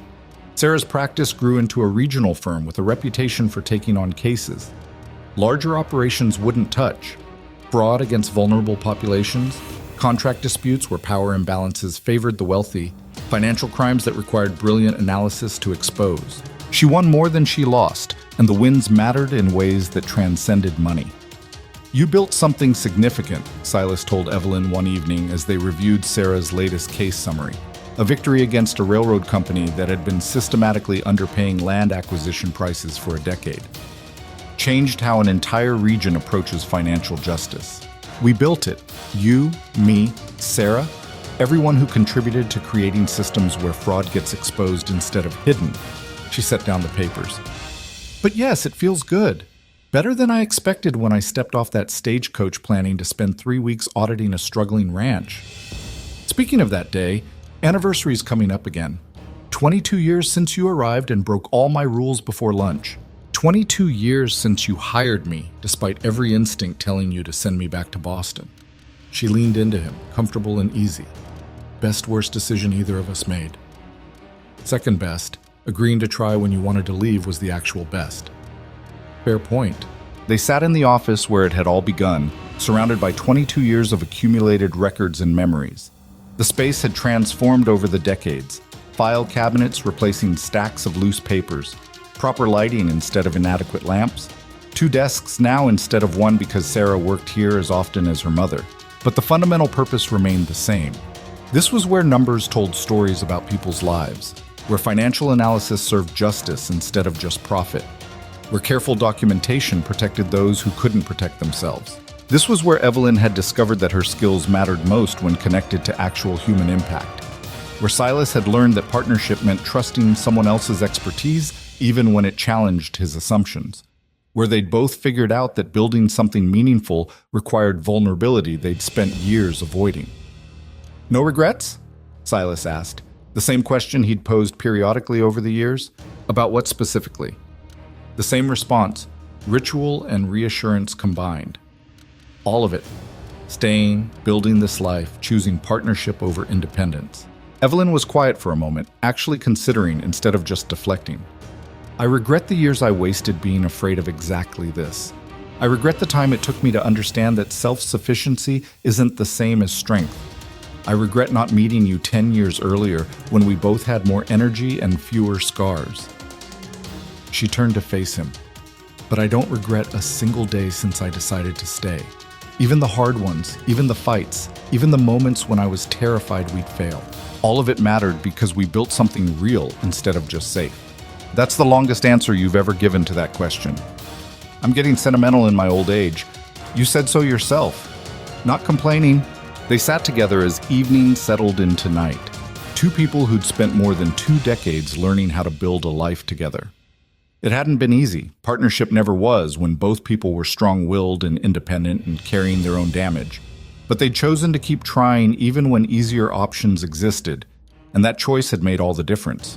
On Silas's 70th birthday, the family threw a party that turned into something between celebration and community gathering. People came from across the territory.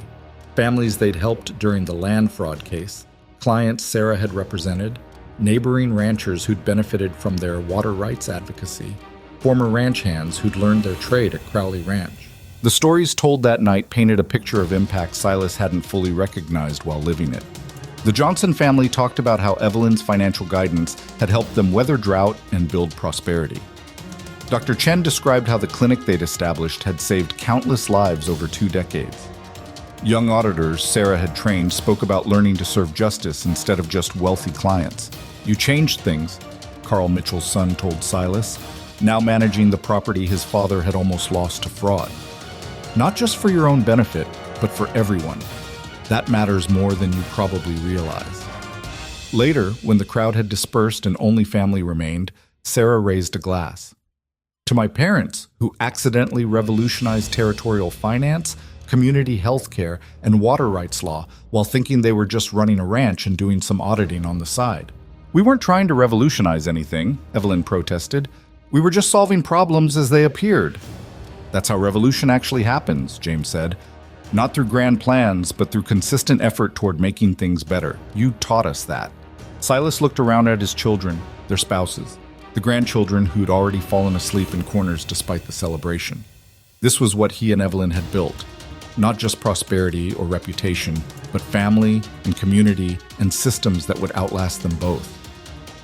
"We did all right," he said quietly. "We did better than all right," Evelyn corrected. "We built something that matters." 5 years later, Silas's health started failing. Not dramatically, no sudden crisis or emergency, just the slow erosion of a body that had worked hard for 75 years and was tired of the effort. His knees finally gave out completely, making walking difficult and riding impossible. His heart developed an irregular rhythm that left him exhausted by simple tasks. He fought it at first, stubborn pride insisting he could still manage ranch work if he just pushed harder. But Evelyn sat him down one evening with the kind of serious expression that meant this wasn't a discussion, but a confrontation. "You're hurting yourself trying to prove you're not aging. That's stupid, and I didn't marry a stupid man. I'm not trying to prove anything. I'm just trying to stay useful. You're useful because of what you know and who you are, not because you can still physically work cattle at 75. James doesn't need you doing ranch hand labor. He needs your experience and judgment when difficult decisions arise. That's different from pretending your body isn't failing. The bluntness stung, but it was also classic Evelyn. No softening of difficult truths, no pretending reality was something other than what it was. Just honest assessment delivered with the expectation that he'd be strong enough to handle it. I don't know how to just advise, he admitted. I've been doing the actual work my entire life. Then learn, same as you learned everything else that mattered, by trying, failing, adjusting, and trying again. She took his hand. We're entering the final phase, Silas. The part where we step back and let what we built function without us. That doesn't mean we're useless. It means our usefulness takes different forms. He spent the next year learning to be advisor instead of operator. Sitting with James during difficult decisions, explaining the reasoning behind approaches that had worked, listening when the younger man's ideas diverged from his own experience. It was harder than any physical labor he'd ever done, holding back opinions, trusting others' judgment, accepting that the ranch would continue evolving in directions he couldn't control. But it was also liberating in unexpected ways. Without the burden of daily operations, he had time to actually observe, to notice how well James and his wife worked together, how competent the hands had become under their leadership, how the systems he and Evelyn had built functioned smoothly even without their constant involvement. They'd succeeded. The ranch would continue long after they were gone, not because they'd held on until the last possible moment, but because they'd built something sustainable and taught the next generation to maintain it. Evelyn's health stated better longer, but at 68 her eyes finally gave up on detailed financial work. She could still review major cases, still provide strategic guidance to Sarah's practice, but the hours of close analysis that had defined her career became impossible.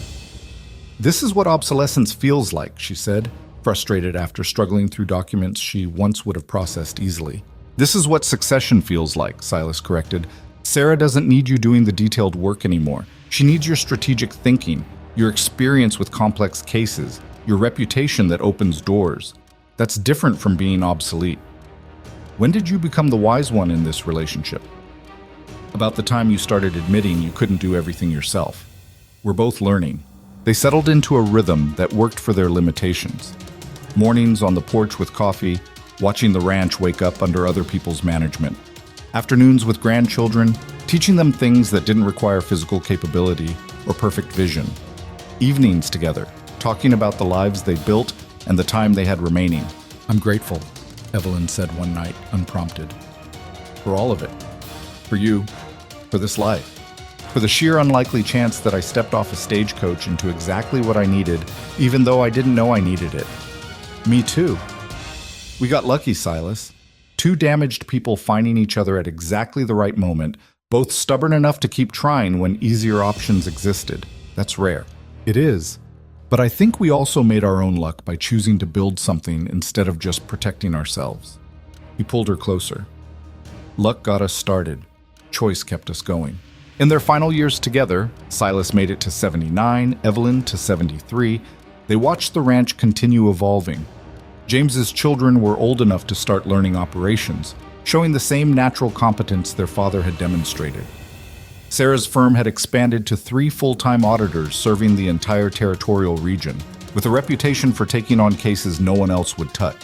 The clinic they'd established had become a full medical center, serving thousands of families with quality care that would have been impossible a generation earlier.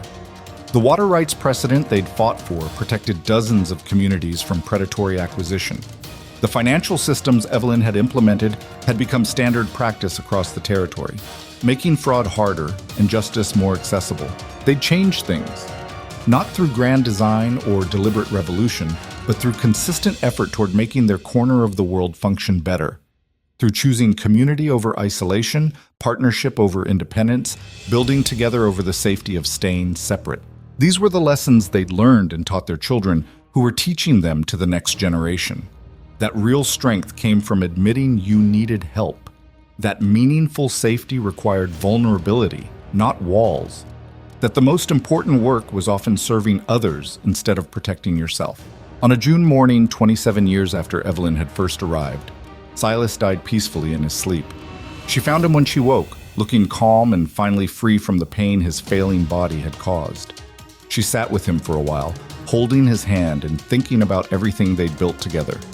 Then she called the family, made the practical arrangements, and planned a funeral that celebrated his life instead of just mourning his death. The turnout was massive, 3 territories worth of people whose lives had been touched by Silas Crowley, the rancher who'd fought for community water rights, who'd stood up to land fraud, who'd built something that served more than just himself. They told stories about his fairness, his integrity, his willingness to help neighbors, even when it cost him personally. But it was James who captured his father's essence in the eulogy. "My dad didn't set out to change the world. He just set out to do things right, treat people fairly, build something sustainable, serve the community that sustained him. He taught me that greatness isn't about grand achievements, but about consistent integrity in everything you do. That the measure of a life isn't what you accumulate, but what you build for others." Evelyn sat in the front row with her children and grandchildren surrounding her, crying openly because she'd finally learned that managing emotions wasn't always the goal. Sometimes feeling them fully, the grief and gratitude and love, was exactly what the moment required. They buried him next to his brother James in the cemetery near the clinic, the plot Evelyn had purchased years earlier for both of them. She stood at the grave after everyone else had left, saying goodbye to her partner of 27 years. "We did good," she told him quietly. "Built something real that outlasted our mistakes and served people beyond ourselves. Thank you for being stubborn enough to ask me to stay, and patient enough to teach me that partnership was better than independence." She lived 4 more years, staying active in Sarah's practice when her health allowed, spending time with grandchildren who were already showing signs of inheriting the family's particular blend of analytical skill and social conscience. She documented everything she knew about the cases she'd handled, the systems she'd built, the lessons she'd learned, creating knowledge transfer that would serve future generations. On June 14th, the anniversary of her arrival, Sarah found her mother at the ranch gate where Silas had spent so many mornings watching the sunrise and remembering.